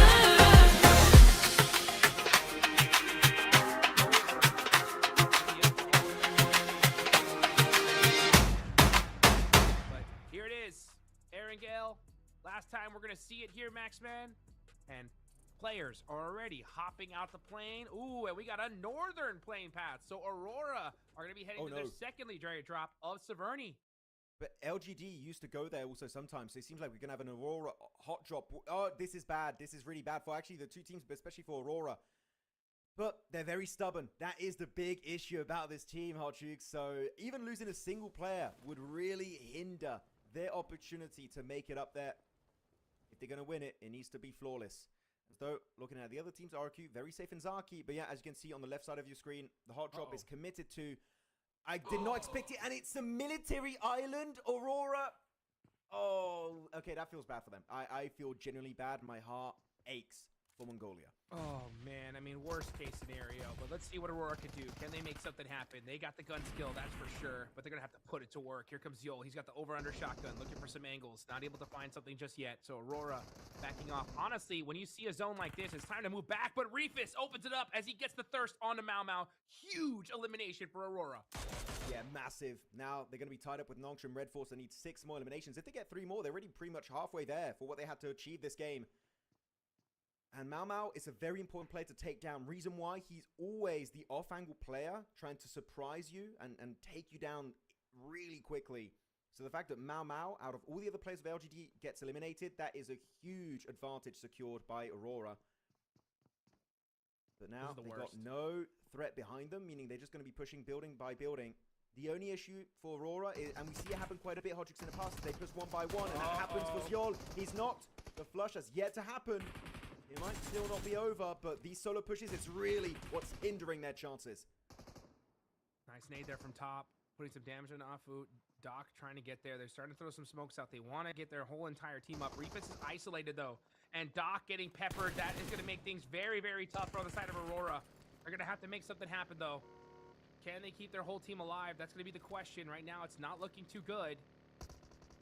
Top needs to make a play. Ooh, barely makes it into the building safely. That's a great nade from Doc. Ling is down to 1 HP. Reefus is going to have to make something happen with that Uzi. Yeah, also, we did hear for a few seconds there, Lelouch Truck has long gone from this drop location, Severny. As Doc will try and get the reset on Xiol, so that's going to be then back up, but Reef first here, getting surrounded, getting pushed up in the 1v1 by Tian, and he's fully out. No way for him to come back this game. No recall tower, as now it's going to be down to an even Steven fight. The nade is big, but the wall, the door just tanks it. Tian will have some really good mobility, able to dodge that incoming utility damage. Aurora, you can see, using up all the meds. That was actually the final piece of medicine available for top. He's just going to be using that energy drink. As LGD looking to retreat, maybe maximize their loot slightly, as they are mainly down to a tier 1 helmet, tier 1 vest, so any big damage they take is going to be taken pretty much down to 100%. This is cooked. This is cooked. But I mean, they're fully surrounded. There's no escape for Aurora. You can't cross the road, or otherwise Afu's got an angle on you. You have to commit. And if they're eliminated, Nongshim Red Force, Influence Rage, E-Arena, even KRX could push Aurora for the very first time outside of the top 5. Yeah, this is just the worst. And you know what? Who knows that this fight is happening? It's RRQ. They can come over here and just make chaos for both these teams. But honestly, this is just a terrible fight in general. I think that once they realized, or once they saw the play zone, both these teams should have just said, all right, guys, we got to leave. Because we can't fight this. This is taking way too dang long. Half the lobby is already in military. You have a long way to go.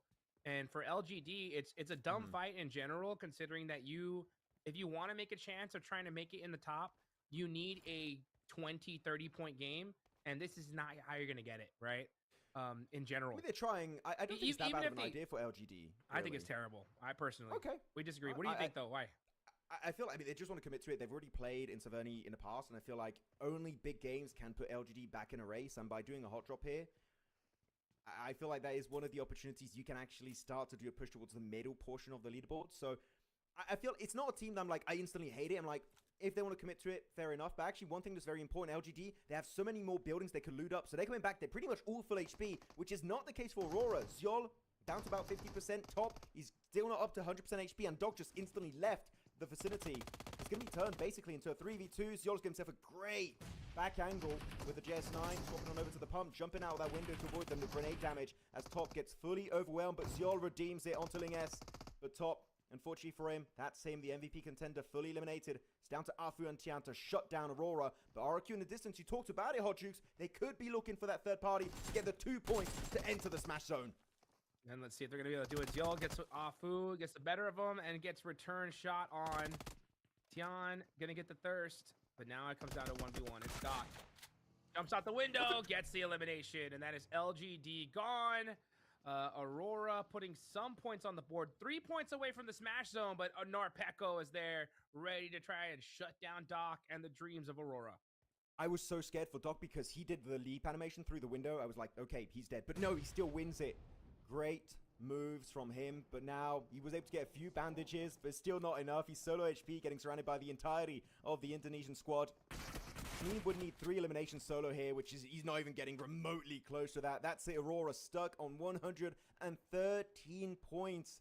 They were so close to 116 at the start of today, Hodgix, but they just can't convert it. Fumble after fumble, and Aurora just really struggling to get anything done on Erangel. Bigatron popping on some shots onto Pedrino. Influence Rage, man. They had a big opportunity to reach into that smash zone, and it doesn't look like it's going to happen as they're now down to 1 single player.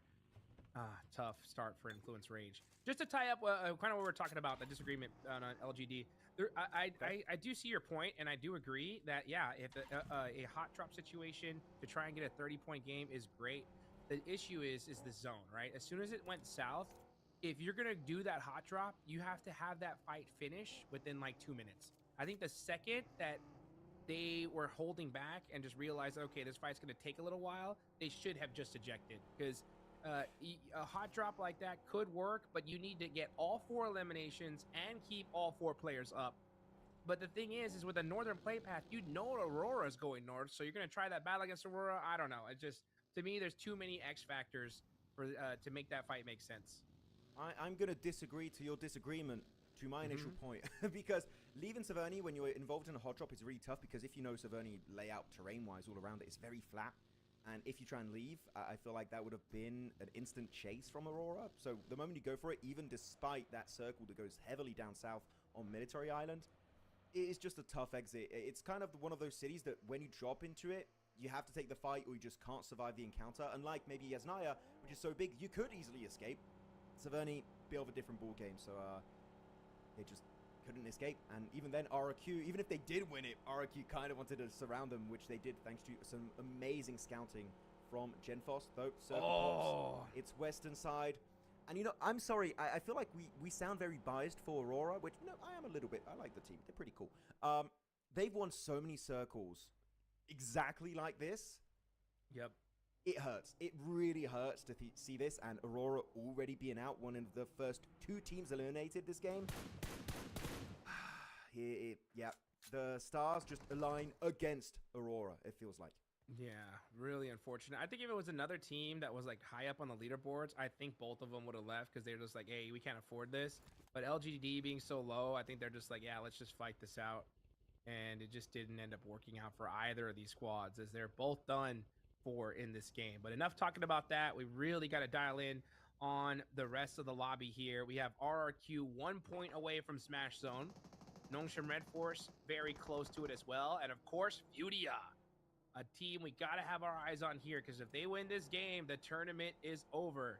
Doesn't matter how much of a lead Tianba has. Very you smash, big reply. you are the champs. Yeah, very big reply from Furia, though, not looking to contest that location away from KRX whatsoever. I feel like that is a great response. Because all you need is a win. It can be literally a 0 elimination win, which is very hard to do, but it happens rarely. All you need is that chicken dinner. Same for Tianba. You don't need to go aggressive in the early stage. Just take it slow. Avoid any early to mid-stage encounters. Unless there's literally so much value to gain that it is actually worth it. And it'd be worth it. And then with this hovercraft, this is the best way to do it. You see a hovercraft, you shoot it down. That one is going to explode normally very soon. It is smoking, about to be lit on fire. Always the best kind of approach. See hovercraft, Hot Jukes, just blast it into oblivion because you don't want to let that one be in functional condition. No, you do not. Looking at RRQ, RRQ moving super late in the zone. They did that camp onto Aurora. Shut them out of the tournament. Looking to hopefully at least secure a top 3 finish. And yeah, if you're Aurora, and if the game ends right now, I mean, yeah, you got top 3. You're gonna be in the money, that's for sure. But they're top 4 now, actually. So Yeah. they're getting pushed down quite a bit. It's looking pretty bad. What, You know RRQ? Aurora. We're not going to talk about them anymore now because you know what? I meant sealed. RRQ. Sorry, yeah. Oh, okay, okay. Yeah, we're my good. bad. I guess I said like, Aurora. Yeah, no, yeah, they that was passed like- up Aurora. But yeah, so RRQ, 115 points. Not doing too bad. Tianba, this is in the blue zone still. So Tianba, they are eating a lot of blue damage as they're worried about Thunder Talk behind them. There are still so many squads hunting down this eastern bridge. This is looking chaotic. I mean, I do wonder if Tianba are aware this is RRQ because they saw the elimination feed light up. They know, well, it's probably Tavernier, right, between LGD and Aurora. It's the only fight that really makes sense. It's the only team that makes sense. So if we hold the Eastern Bridge, maybe we get very lucky and deny another team's entry into the 116-point club, which would be massive as QZZ, great line of sight over the water, gets that one done. And by creating a little bit of a power vacuum on the other side of the bridge, that just opens up a massive rotation, which they're instantly going to pull off because they see D+. Don't want any of that smoke, not willing to commit to the defense whatsoever, and that is actually a pretty decent reply from D+. As Tianba, quick rotation, got 4 vehicles, QZZ staying on the backside just in case they do get re-engaged from a team going for late rotation, which could be or Thunder Talk or RRQ. So do keep that in mind, as they do find that loot truck, which... Who got that loot? I didn't see it earlier, but if it was a good weapon, who knows? That could be a team with a P90 or an MG3 in their backpack. You're going to need it, that's for sure, with this kind of circle, as we're going on over to the bridge on the west side. And all these teams are already kind of holding those positions. Tianba moving in super late, but it's still stage 3. They can afford to eat a little bit of blue zone here. But yeah, you know, when it comes to these late rotations like this, usually a lot of these top squads, they know better, right? They're like, hey, you know what? We can't afford to do an engagement in this place because we're both just going to go out. So they kind of do this little raising of the white flag, unless of course a player just is too obvious, then yeah, you got to get that elimination. But at a certain point, you got to just look at the other squad and say, guys, it's either we both don't shoot and get into this next zone, or we both get eliminated right now. And usually you want to pick the former. Yeah, I mean, RRQ, as they just reached 116, If you spot any player of Tiamba and Furia, if you just see them in elimination feed, just send it. Because it doesn't matter. RQ don't need a win at this point. All they need is to make sure Tiamba and Furia don't get a chicken dinner. Uh-oh. So hopefully they change their mindset. As Influence Rage, yep, taken out of the picture entirely. And Un16, not happening for them. RRQ have reached the Smash Zone. 116 points. They have done it. So now they can't. If they win this game, the tournament is not over, right? Because they just reached that threshold, everybody. So they are in the zone. So if they win the next 2 games or just one of those next Miramars, the tournament is over for them. But they are now in that Smash Zone. Still, Tiamba, Furia are the biggest threats in this lobby. Nongshim, Red Force are looking to cross that threshold. E-Arena, so many teams can make it happen as well.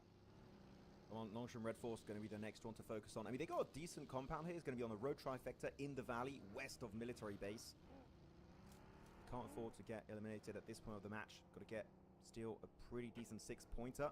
It's Tiamba looking to push up. This is actually a very good position on this circle. Are they going to think it's valuable? It's worth committing to the fight onto all gamers. Because generally, if you get this fight, Hot Jukes, and you don't lose a single player, and you control the entirety of this mountain range, it's a game-winning position. I've seen so many chicken dinners happening here, so if they go for the push, I would not be shocked. And actually, Tiamba, they're rocking up, going for the high ground. They're looking to get involved. They might just be passing on by. They're not committing to all gamers because the circle went up north instead. It's not worth any more. They're moving on by. How did they get this position? How did Tiamba be able to secure this coming in this late into the zone? Are you kidding me? Tiamba, with that zone rotate, that perfect timing, somehow clutch up a dominant position in the zone. I don't know if I would call it dominant, because in terms of terrain, all gamers have got a perfect line of sight on you, and all you can really play around is this shed, which is exactly what they're doing. They do park the cars behind it. This doesn't strike me as like a game-winning position, unlike what all gamers currently hold down, but S2G looking to claim that real estate for themselves. If S2G push up onto all gamers, we need to see a third party from Tiamba. That could be the massive deciding factor of this game. So Tiamba's got to be very aware of what's happening across the board this game. Bigatron, as they make a quick cross over the bridge with Weibo, Furia and D plus Kia both kind of looking in their direction, having to use up a bunch of their utility and especially smoke to survive. They're looking good, but same for Tiamba. They go for the low ground on the road. I said it, it's risky, and instantly they get one player taken out by all gamers. I don't know why they went on the low ground there. That's just makes no sense at this point. QZZ gonna be holding the shack for now. They had a central position, but losing a player like that's gonna be tough. Still, sneaking away a central position after having to come that late into the blue zone. Pretty wild. But you got to be able to take what you can get. Tiamba, when it comes to just points, doing a great job. But that smash zone is the concern here. Now, RRQ are eliminated, but they did reach that smash zone. There goes S2G. And now all gamers looking to have a good game here. Yeah, they're loving it. Having a great time. S2G, that could have been good. Finally able to pull maybe a KRX even if they go really hard. I mean, a 30-pointer will do that for you. But all gamers so far, one of the best defenses we've seen from this team, right? Especially for a squad that missed out on the group stage. Not sure what they were going to do. They had a good opening day. After that, it's been kind of downhill from there on out. As they did go for a slight flex out. Thunder Talk did snatch away their own high ground spot as Liu stranded, cooking up that nade, 1 second left, and Liu will get taken on out. But actually, he goes for a great counterplay. Awake, that's going to be a huge one-on-one. Now it's down to AJ, sole survivor for Thunder Talk, and if all gamers are quick about it, they can even get the reset onto Liu. The third party is also in the cards down south. D plus Kia looking for a piece of the pie. Hey, all gamers are starting to game, I'll tell you that right now. And with 7 eliminations, maybe they're trying to hunt down their 30-point game. This could be huge for them if they do. Because if they do get 30 points, that could be in the smash zone. Meanwhile, you got D+, yeah, starting to creep up onto all gamers. Maple, gonna have that high ground. He has an opportunity to hit some shots. Nope, gonna go ahead and back off. Tiamba still, I feel like, don't want to take this fight. I mean, especially after losing one player who was Eagle. Not gonna be willing to get involved. I feel like their game plan is just hold on to that shed, hope for the best. Hopefully the circle just favors that spot. I mean, maybe get a very low elimination win, which is, again, all you need if you want to smash it up. D+, as expected, go for the push on the mountainside. Circle is closing up in about 40 seconds worth of time, so D+ don't have a lot of time to work with. They need to start thinking about how they're going to commit to this fight or escape if they want to go for another location instead. Because phase 5, as we know, that's when the circle really starts to tickle. And you don't want to exhaust all your utility and meds at this point of the match. You really want to try and keep it for the late game. Oh, man. This is going to be a tough circle. I mean, there's a lot of open terrain here. Sure, there's some elevation, there's some spots, but it's going to be a tough zone. Look at how much open space there is here. And Furia are right there on the edge. I wouldn't be surprised if we see Furia just kind of play this very quietly for the most part. Just kind of hold this position, wait for the next zone to pop. Oh, but he spots Hyunbin. He's like, no, I'm going to take this elimination if I can get it. But yeah, he made a lot of noise, gets caught, and now Ayala knocked. Will Igor be able to throw the smokes out and get his teammate back up? It looks like they just might be able to. He's like, you're shooting the Mini 14 out in the open? No, sit down. That is the kind of response you want to see. I was expecting more of him to wait. Yeah, me too. But nope, Nocturne Red Force, though, they cannot wait too long in this game. 2 minutes, that position would be out in the blue zone, though. They're taking too long. I believe even crashed their car for a split second there. So that's going to delay their rotation just even further by an extra, 20 seconds. Furia need to hold the line, because if they do so, actually, this is really big. Furia being in the Smash Zone, 117 points. If they eliminate Nox and Red Force, that are in this match, I would say the main threat to their potential win, Furia could actually wrap it up. They could get the win from that northern eastern position in this zone. Or even Tiamba. Their position, I said, was a bit risky, but they're dead center of phase 5. It's kind of king of the hill for them. If they keep remaining there and all the teams eliminate each other on the edge, Tiamba, Furia, it's not impossible, Hodrix, to see them wrap it up and finally get an international Smash ruling taking effect. That's what I'm saying here. These guys are both big threats here. Tiamba somehow stole a central position after being one of the latest teams to enter this circle. Yeah, it doesn't have the coverage that they're looking for, but man, dead center in a position like this, with how many teams are going to be forced to fight on the edge, it could be enough. We'll have to wait and see, though, because Furia are still awaiting with a really good spot. All 4 players up, but they got to take out Nongshim Red Force first. Got to win this fight. Igor was saving the day last match, getting them into the Smash Zone. But now he will be one of the early casualties. That res, unless they eliminate all of Nongshim Red Force, it ain't happening. He might even just nade his teammate. Oh, he got to put solo. No, friendly fire activated. Furia. Not the way to go, but they do get some damage onto XEY. They've got to be careful to overpeak it, Chief. That's a good spray. And the nade! He gets taken on now. It's Silence and Ayala. The top 2 from this roster, but they're getting surrounded by South Korean players. It's Tizzy. Hyunbin looking to rock up. Hyunbin gets the angle on Silence. And with that said, that's it. Furia fully eliminated from this game. Only Tiamba can now smash out this tournament. Well, now with that, Nongshim Red Force are now 2 points away from reaching into that Smash Zone. But you are correct. It's all up to Tiamba. If Tiamba win this game, this tournament is over. RRQ with 116. If Tiamba win and Nongshim Red Force get no points, that is Furia ending this with 2nd place. Meanwhile, Nongshim Red Force now getting knocked. Tizzy, KRX are on a tear here. So easy, needs to get another elimination. He doesn't. Are they going to reach enough? Did they get enough placement points? Only 1. That isn't going to do it. Nongshim Red Force not able to reach that Smash Zone. Now let's see what happens as Tiamba are still alive. Oh, so many teams got like 1-2 points away. Last game it was RRQ. This time it's Nongshim Red Force, as you said, Hodrix, 1 point away. Feeling quite unfortunate, but you know what? It might not matter if Tiamba get the win.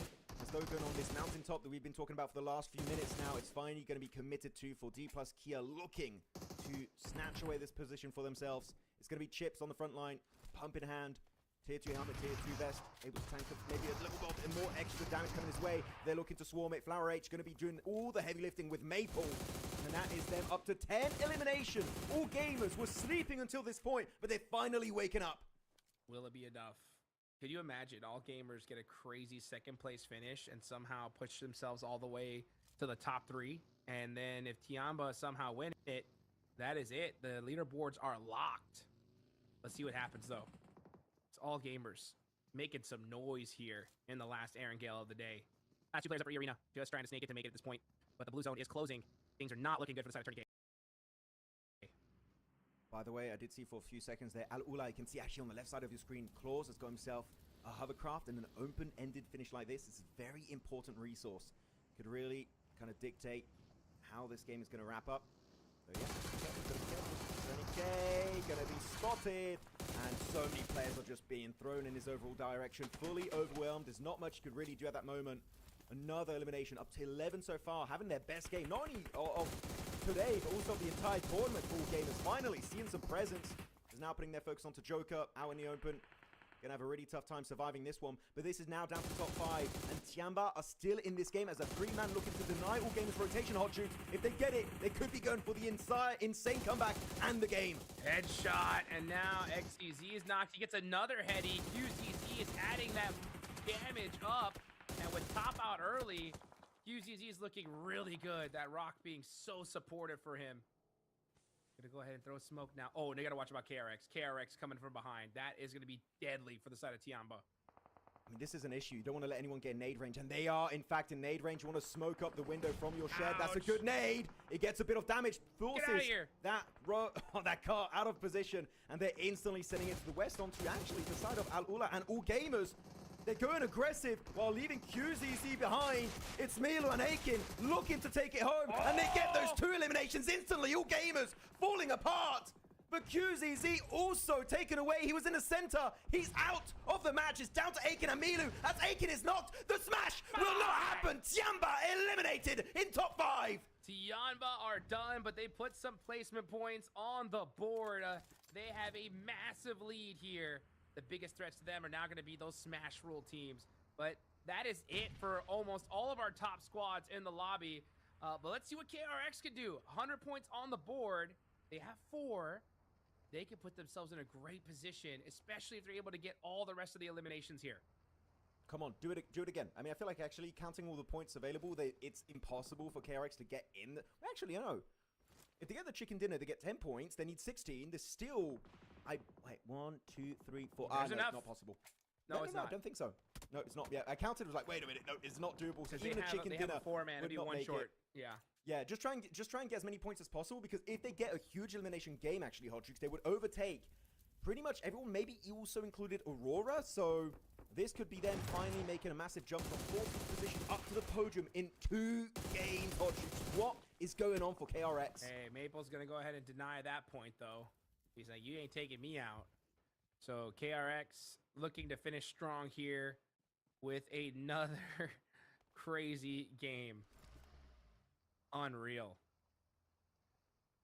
Still got the hovercraft, claws, and an MG3. Okay, well, literally you can't have better loot than what Al Ula have, and also with the hovercraft, they are looking insane. Just put the MG3 player in that hovercraft and send it. Might work out for you. But KRX also looking to get themselves a back-to-back win, trying to execute the RRQ game plan. Well, actually, still Bigatron as a solo up there, right? It's Axel. And because of his position, Hodgix, I feel like no one's going to really look his direction. Axel could get a 2nd place this game. That would be good. Why not, right? Bigatron put some points on the board. Make something happen for the Indonesian team. KRX, the big threat, though, when it comes to the leaderboards. Al Ula and BT are way too far away at this point. Let's see what KRX can do. Calm before the storm. 47 seconds on the clock. The zone is going to start to close. Let's see who's going to be able to win this one now. You got Al Ula very set up. Yeah, Axel gone. That's going to be a 3rd place finish. And Claws, wow, that hovercraft getting just straight demolished. That's fine. It's a tangible defensive setup now. You can stay right behind it. There's no real threat as Bigatron do lose their final player. Axel taken out. Now it's going to be down to a 4v3 man advantage, fully in favor of KRX, but they're going to go for the setup here, getting in their vehicles, Hot Jukes. They're looking to get in CQC range of all the players of Al Ula. Here they go. You got Reb there with the MG3 locked and loaded, ready to go here. KRX, like you mentioned, with the man advantage, going to go ahead and throw a nade out. Going to go ahead and hit that monster truck. QXDZ gets peppered up just a little bit by that nade. How about that one, though? That one looks good. Oh, actually just a little too far. A little bit too high. Not working out, but look at the rest of KRX. Man, they got so much utility. I feel like that's all the loot they got from Furia early on this game. So the utility, again, this is why you maintain that grenade count really high. And look at the top side of your screen. They still got 15 grenades available, but only 1 smoke. So denying those angles is going to be a little bit tough for KRX to pull off. But those nades, doesn't matter. Throw them until Kingdom Come, because you got a lot to work with. Wait, still Nice. 15. They just used some. Oh, maybe the number lies. Yeah, maybe the number is stuck there. Maybe that's how much they had whenever the graphic came up. But now, we're going to just see KRX just trying to spread their wings. Everybody just throwing out their util, trying to catch a knock to give them a little extra advantage. Going into the last zone here. Zone won't shift, but it will go all the way down to the center of the circle. So let's see what happens. As 8 seconds on the clock, the zone will start closing, and we're going to find out who is going to be your last Aaron Gale of the day winner. By the way, this is not just an insane comeback story from the entirety of KRX, but Hoxie was on our MVP ranking earlier, also doing some insane damage and elimination secured. So who knows, when Tiamba are out, Aurora are out, maybe we could see one of the KRX members do a mad dash for the MVP award. As now with all the I feel like we're getting close to 15 grenades being thrown. I feel like KRX kind of extinguished most of their utility that they had available. So without that util, that might make Alula just a little bit more confident to send it out in the open. But one of the players of Alula I did see for a moment there does have an M79. If he still has some ammo available, that could create a decent smoke road to just get closer in range of the likes of Benny. Let's see what happens. Benny moving up now. The zone is closing. All right, now we're going to see who wins it. I think that KRX is going to have a little bit more retail here. Hopefully they reserve some of that util. Yeah, now it's starting to ring out. They're going to be throwing out all their utility here. Alula are going to have to make a crazy shot in order to take the advantage. How do they still have grenades? I swear there's been more than 15. I don't know how. They just keep pulling them out of their magic hat. Now it's one. Oh, now it's one. There you go. One final grenade has been fully updated. One actually grenade available for the side of Alula. Nice but shot. Red, finally, the off-angle play is going to be secured. Knocked on out. Claws might suffer a similar fate, and he does indeed. Yasser here against the world. It's a 1v4. He just can't win. And KRX make the back-to-back chicken dinner happen, and they do it in style.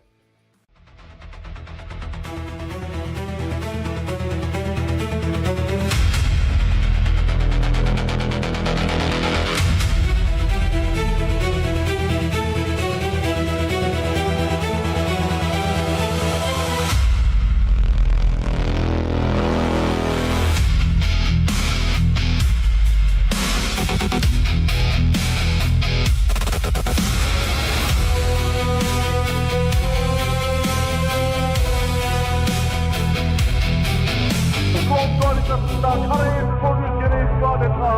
10 skor yola devam ediyorlar. Güneyden vura ilerliyorlar. Çocuklar ne yapıyor? Kafayı yiyeceğiz. Tamam vuruyoruz ya.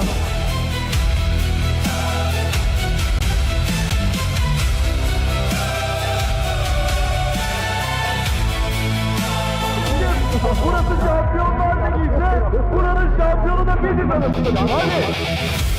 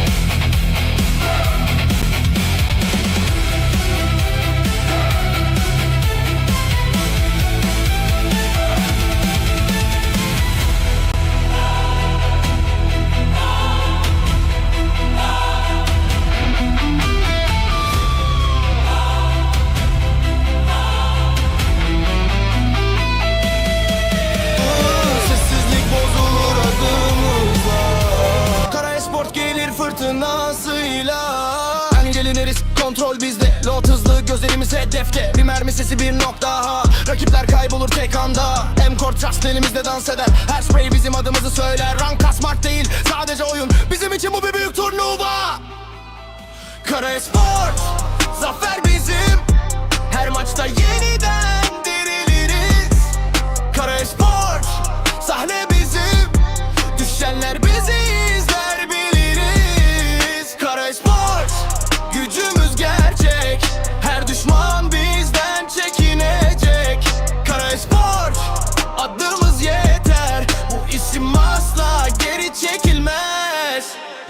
Smoke atılır, strateji kurulur. Takım sesiyle her şey durulur. Kaçanı gelir, kalp hızlanır ama Kara Esport asla da.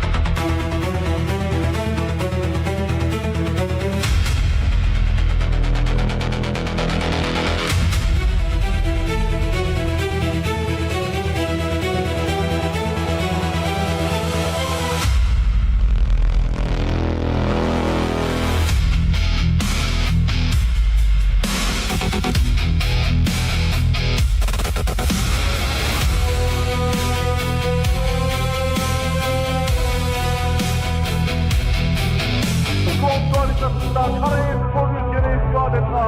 10 skor yola devam ediyorlar. Güneyden vura vura ilerliyorlar. Çocuklar ne yapıyor? Kafayı yiyeceğiz şimdi. Tamam vuruyoruz ya.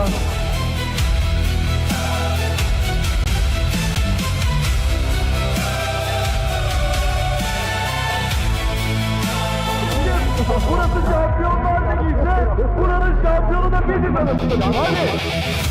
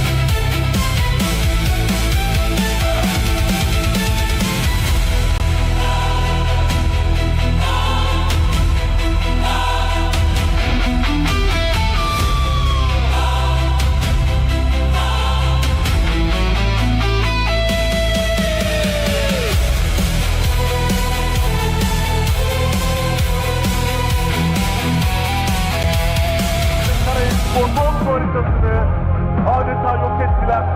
Rondo'da bütün rakipleri adeta haritadan sildiler.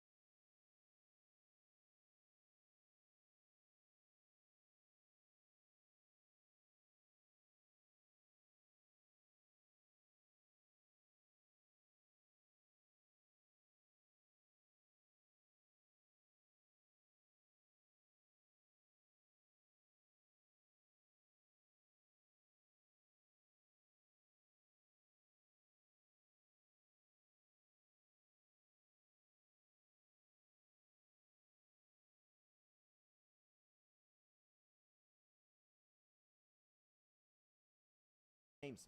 Yeah, I mean, Al Ula, if they take out everybody and win the game, they reach Smash Zone, right?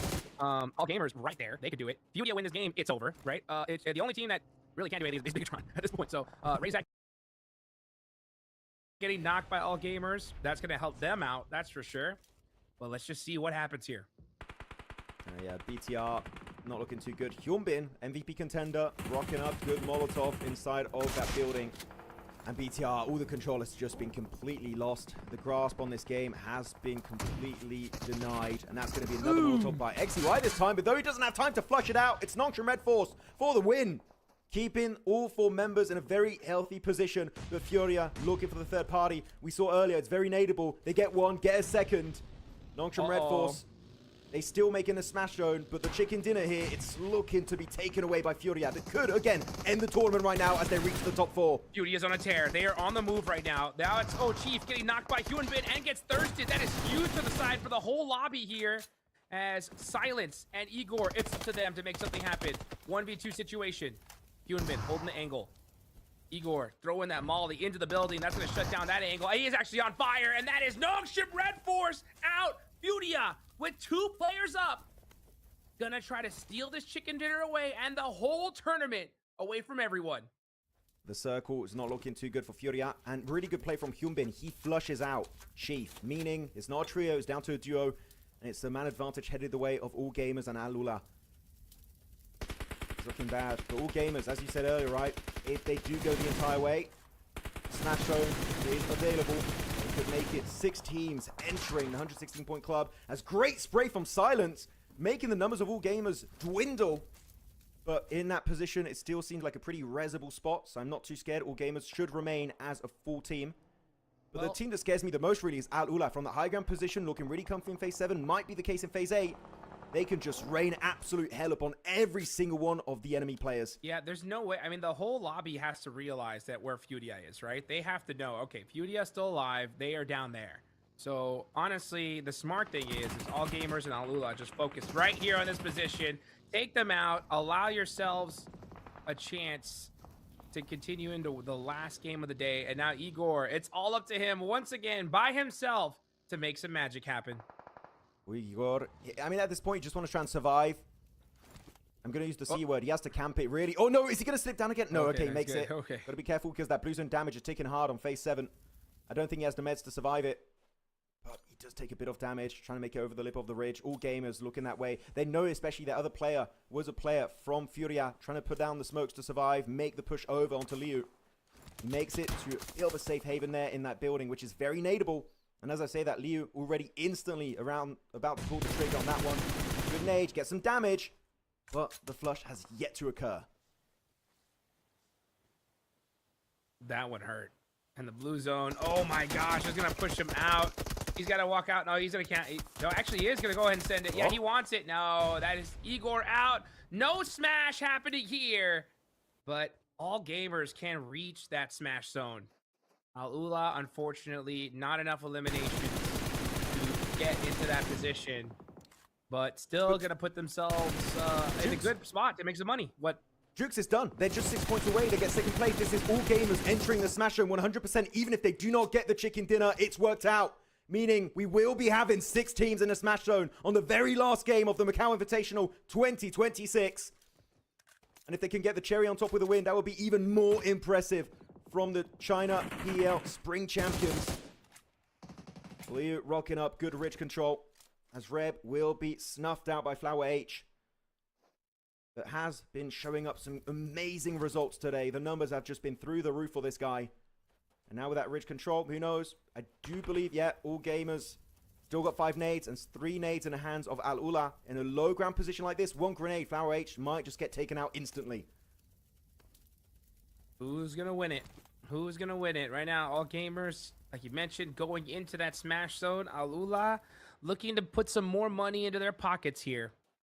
This is going to put them in a good position to maybe even steal a podium finish if Al Ula be able to win the last game. But yeah, just a little too late to try and steal the championship. But All Gamers are now in that position where they can make it happen. It's a possibility. Definitely is. For a team that really, I would say everyone just completely started to ignore after the initial 2-day performances, especially day 2. They could bring it back from the brink of death and actually be crowned the champions. That would be an insane statement.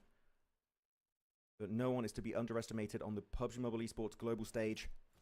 It's 2v2. It's getting intense. At least we know we are going to be having a final match after this. It's not done or dusted after this performance. So Nade comes out. Flower H, luckily enough, still has 3 pieces of utility. And the center of the circle does favor Flower H and Liu. Al-Ula don't have any options here, Hot Jukes. They need to push downhill. And that transition is going to be one of the toughest to execute in the entire game. Here we go. It's a party on the mountainside. Yeah, sir. Just trying to get some shot down. It's a nice headshot and gets it on Liu. So now it is a 2v1. Al-Ula versus Flower. Flower is in big trouble here, but these guys have done enough. That is an Al-Ula win. Good to see the Mina team busting out a chicken dinner here.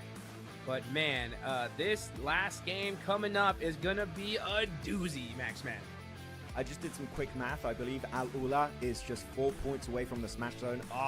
They're 4 points away. KRX are just 1 point away. Influence Rage 6 points away. Again, highlighting how insanely gifted this entire lineup of 16 teams truly is. It's down to the wire. It's do or die. And some of these dreams have already been crushed. But there are still 6 teams, Hot Jukes, 6 teams that have made it in the Smash Zone that could be crowned your champions. Will it be happening? Will we get the first ever international Smash ruling taking effect? It could be going down here on Miramar. 1/3 of the lobby. Literally 1/3 of the lobby. One of those teams win, it's all over. They are the champions. One thing that we got to talk about though, Max, and I want to give them mad props, is Tianba. No matter what happens in this next game, I can confidently say they've done enough points to win them a ticket to Paris.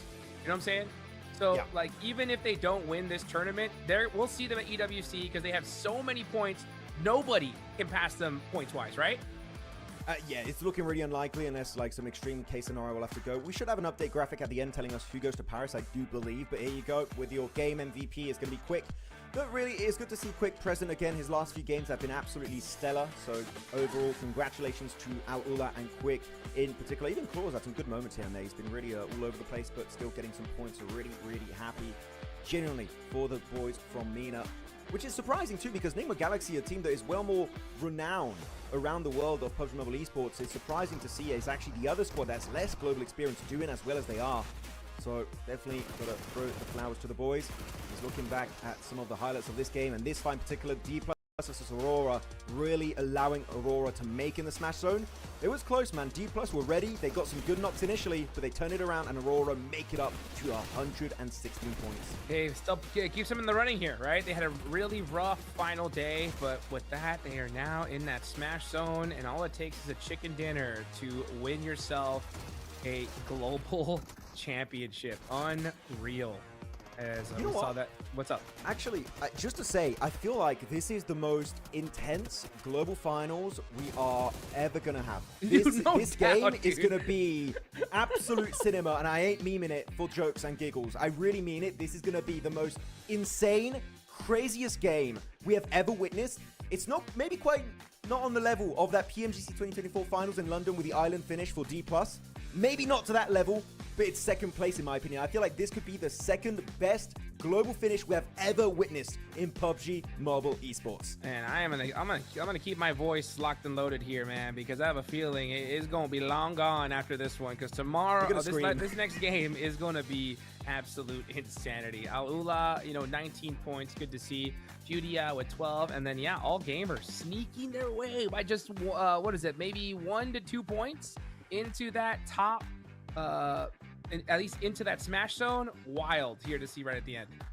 Yeah, absolutely crazy stuff for a team that I feel like, again, a lot of people, myself included, just kind of stopped paying attention to. And I was like, nah, not really happening. I feel like the dream's done. But no. They said, sit down, boys. We mean business. And they're bringing it back from the brink of doom. So there you go. The leaderboards are here, and they do jump over in a Smash Room by a singular extra point here. Well, technically 2, because if you tie 116, you still enter the Smash Zone. But yes, the teams that could become your PMMI 2026 Grand Champions are Tiamba, Furia, Nongshim Red Force, Aurora, RRQ, and finally, All Gamers. There they are, folks. Everybody else just going to be trying to hit a podium finish. Their chance of winning this is done for. 0 shot. But man, these top 6 teams, it's so crazy. A third of the lobby is wild here. So we're just going to have to wait and just see what happens into this last game. The tension is going to be at an all-time high.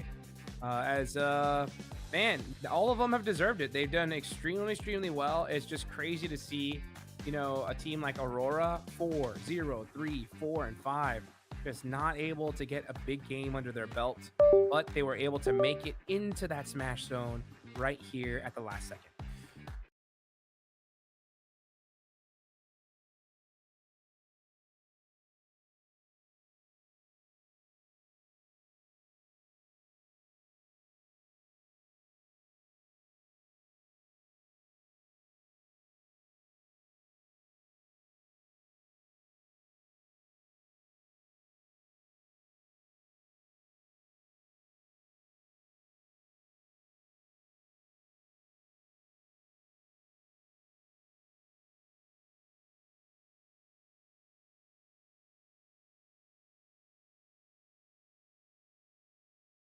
Not gonna lie, the way Aurora's been playing, it's not enough to get a win. So actually, I would say Aurora is one of the teams that I think has the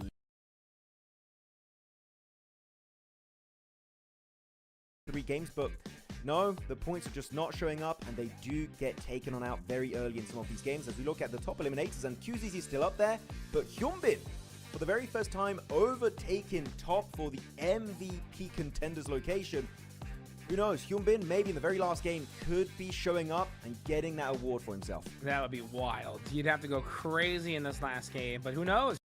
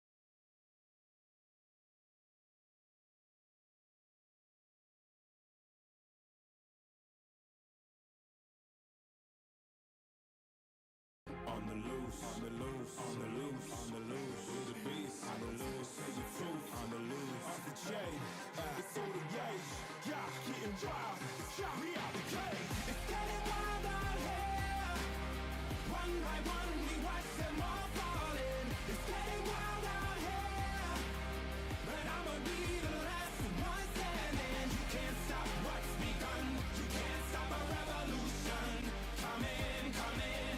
It's getting wild out here. Yeah, it's getting wild, it's getting wild. Eating them, eating them, feast, fight them, most tired of least. See them in defeat, and they so useless. I'm so ruthless, who phone, who this? No one like that useless. Don't know why I'm not toothless. Living a lie in the truth is. Up this power, with it, play my anthem, singing every mountain, with it high. I soar, I rise, reborn, shot come back like never before. Take a final form. The time has come. The final match of the PUBG Mobile Macau Invitational 2026 Grand Finals it is now, guys. It has become what a crazy story. And now is the time to find out who will be your champions. 6 teams can make it happen here.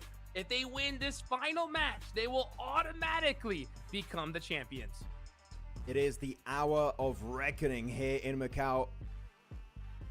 All Gamers, RRQ, Aurora, Nongshim Red Force, Furia, Tiamba, 6 teams, not only in the Smash Lane, also setting a brand new record for PUBG Mobile Esports, globally speaking. 6 squads that could become your champions. Be up to That's not the only question we have to answer here, Hot Jukes. It's also, if we do not get a Smash, can they catch up to the 141 points of Tiamba, which generally at this point of the game, most of the teams can do, but it will require a massive performance. If they don't get the chicken dinner, they need at least the top 3 with a ton of eliminations to keep that dream alive. Here we go. Who's going to make those dreams come true? That is the question here, folks. The last match of the day is ready. These players are in the lobby. They have worked all year round to be able to get to this position with one of the most competitive lobbies I have seen in PUBG Mobile history. Let's find out what is going to happen.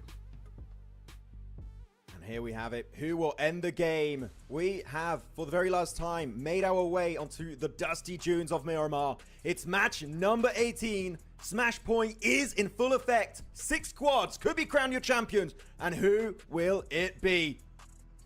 The plane path is coming out. It's a very southern one, Hot Jukes. Some teams not going to be loving it. Tiamba, as per tradition, making their way straight into Valle del Mar.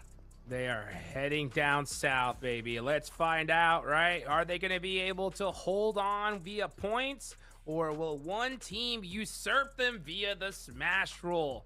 Man, this championship is still up for grabs. This one perfect game, it could change everything. Let's find out who rises to the occasion here as this plane path. Yeah, down south. Ula are up north there. We're looking at Furia. They are going to be heading up north as well. Aurora dropping down near Chumacerra. Let's see. Oh, man, where this circle's going to go. Will it be another southern one? Will it go up north? It goes up north. All right, so teams are going to have to get looted very quickly and get on the move. Usually I would not care too much about this kind of a circle, but because so many teams, actually all the teams that are in the Smash ruling right now are not in the play zone, this phase 1 rotation could already kind of shut down the opportunity for one of the teams to be crowned the champions. Except for maybe Tiamba, they could still remain number 1 even if they get 0 points because of that massive lead they created for themselves. It's going to be a 12-point gap they have, which technically speaking, Furia is most likely able to close it without a win. Unless the other teams below, Nongshim Red Force in particular, get a huge elimination-centric game. And I really got to give a lot of respect to Nongshim Red Force. They've really never given up, even after some ups and downs throughout the entirety of this event, Hot Jukes. The way they've been able to just come back, especially on the last 2 days of the finals, is nothing less than impressive. And if they can actually pull it out here, out of nowhere, this will be one of the most impressive tournaments win I have seen in a hot minute in this esports.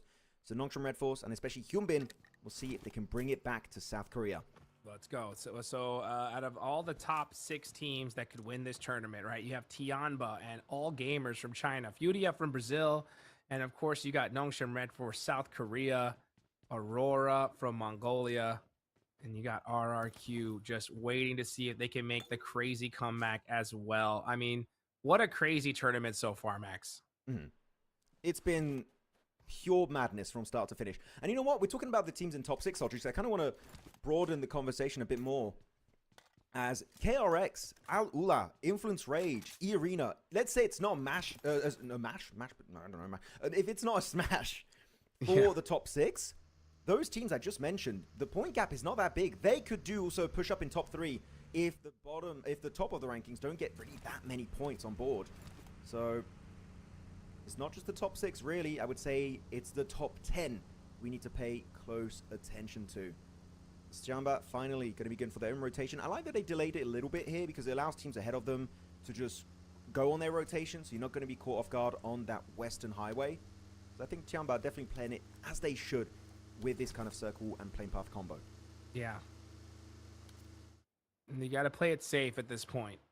I really like to see RRQ up here. You know, it's great to see this Indonesian team come out so strong. I think out of the 2 Indo squads that we saw here, I mean, I definitely was expecting bigger things when it comes to Bigatron, but then RRQ just did just like a legendary comeback by winning 2 back-to-back chicken dinners, put them in the show here, right, to possibly win this whole thing out. With this northern plane path, RRQ is going to be going towards the south side. They're actually there's the 3 teams in the Smash are very close together right now. You got Tianba, Fudia, and RRQ not too far away from each other on this rotation, but they should be able to avoid one another, at least for now.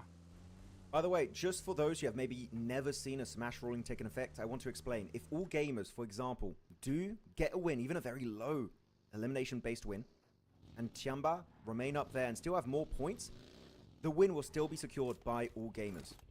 It's not about who has the most amount of points, it's just about getting that chicken dinner.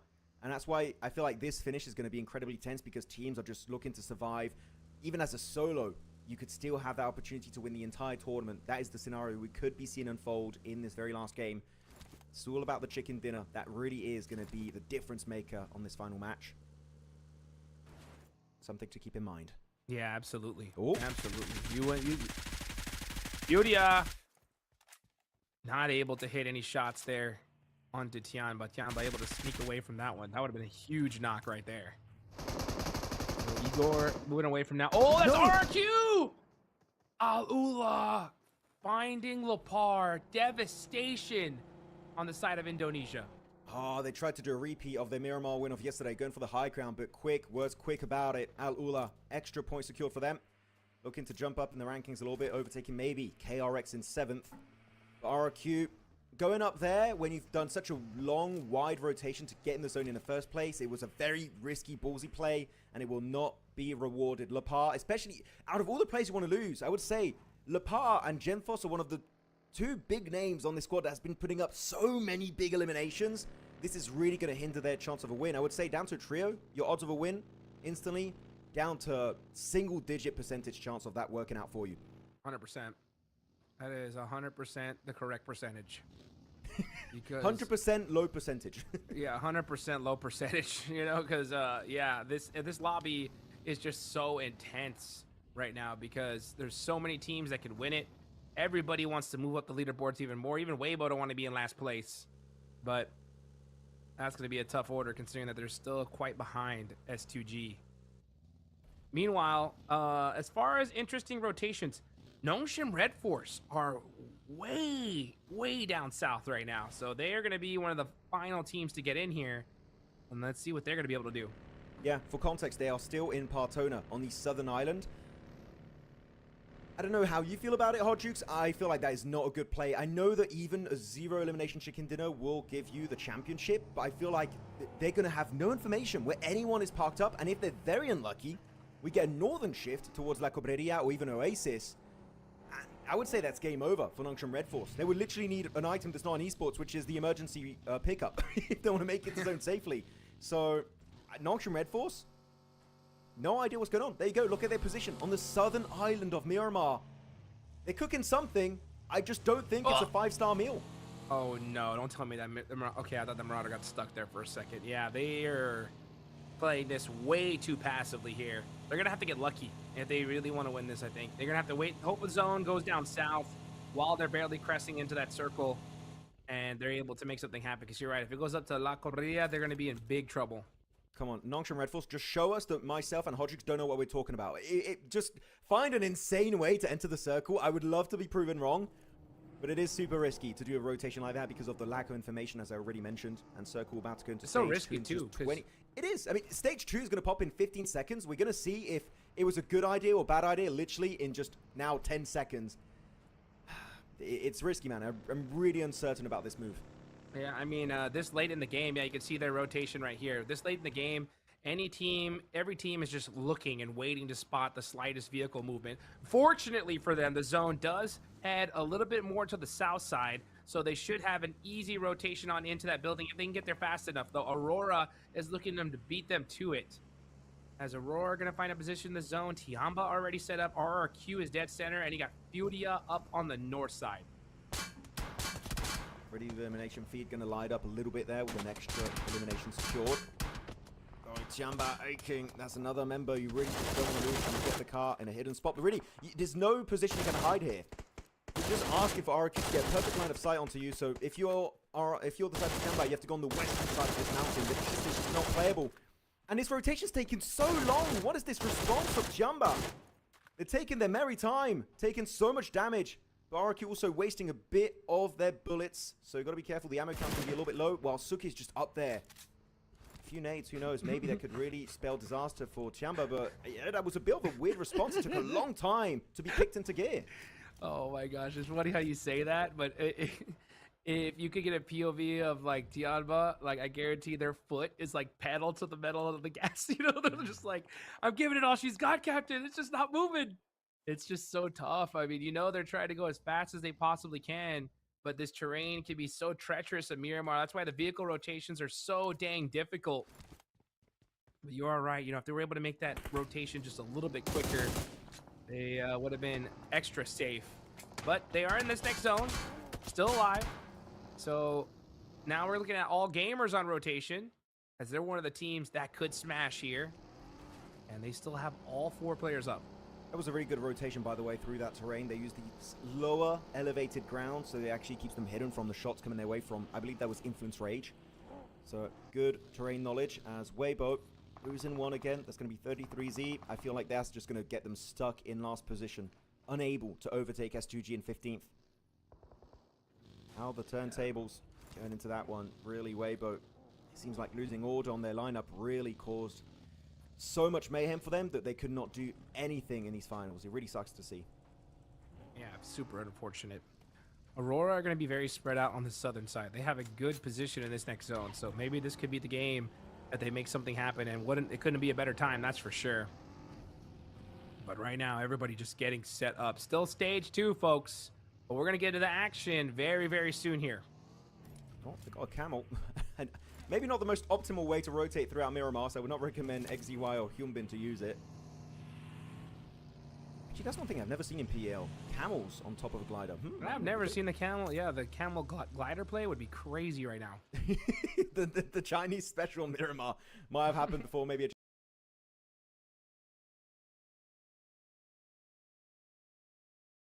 just didn't see it, but Circle about to shift it. Nongshim Red Force were able to find their way into the play zone down south, but the Circle's got a different plan in mind for them. Look at Aurora, by the way, down south. They got this mountain control onto Nongshim Red Force. If they hold the line, Aurora might just destroy the opportunity for Nongshim Red Force to be crowned the champions. Because, you know, especially, you got Ziol, you got Top with the Mini 14. These guys, if they spot you, that's an instant headshot headed away of Mongolia. Ziol now popping some shots onto Nongshim.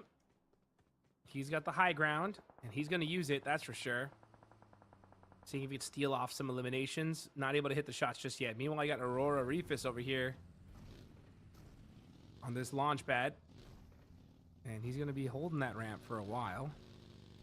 His team fighting, playing this very carefully. But they are starting to get peppered here. Gotta be careful. That's actually a lot of shots. Ziol putting some pressure onto Nongshim. And just beating up these vehicles on rotation. I'd say be careful here because he's peeking, he's prone down on the ground. That's a very easy headshot for Nongshim. So yeah, you got to reposition here. You see they set up a bit of a defensive position behind that ridge. So yeah, go back into hiding. That's fine. You still maybe do a little bit of damage to their vehicles. That's going to be Tiamba making that rotation a bit tougher to execute. But yeah, Tiamba taking a casualty. There gets knocked from Tiamba. That is a big fight. We got to keep an eye on that right now. They are your first place leaderboard team. And yeah, Eagle is knocked. Where's the rest of the team? I don't think they can go get him because Alula have that top ground. It's up to Milu. Milu has to hit a big knock with that mini. Just give it up. I would say Eagle, unfortunately, he's been a great player this tournament for Tiamba, but that position in that shed, very nadeable. Reb in particular is getting in that area, looking to wrap it up. And with the knife, the ultimate disrespect onto Eagle. Tiamba losing one. This tournament win, of course, they still have a massive point lead. But losing a player, literally on phase 3, when still we have 60 players alive in this lobby, that is a massive loss for this team. Yeah, it is a massive point lead. But it could still be passed up, believe it or not, right? You got Furia and Nongshib not too far behind. At the end of the day, though, if they win the game, it's over anyway. So they pass them up no matter what. But we're going to have to wait and see what happens here. This is the calm before the nightmare storm about to happen here for so many of these teams. Not just a storm, a nightmare storm. And that's getting really bad, really, in this game. Oh, yeah. So it's going to be Nongshim Red Force finally pushing over the ridgeline. They do spot the fuming and actually on fire vehicle of S2G. Good elimination secured by Tizzy. And that's actually allowing them to close their gap slightly between themselves and Furia. That is now just going to be a 4-point differential. Nongshim Red Force could be looking to get that silver medal if they maintain this kind of momentum. But XEY, he's eliminated. Well, not eliminated yet, but I believe in that position is going to be very shortly before it happens. And indeed, confirmed by E-Arena. Schweppes snatching that one away. E-Arena still involved in this discussion, doing some work. Yeah, on to Nongshim, too. One of the teams that could smash. The zone does go on over here. Tiamba. Yeah, great spot. You got RRQ there to the left. Aurora going to be coming in from the south side. And Nongshim Red Force battling out with S2G. This is a big one. Wait! Did Reefus just clutch up all of Bigatron? What just happened? Reefus saving the day on the launch pad from earlier. Oh my goodness.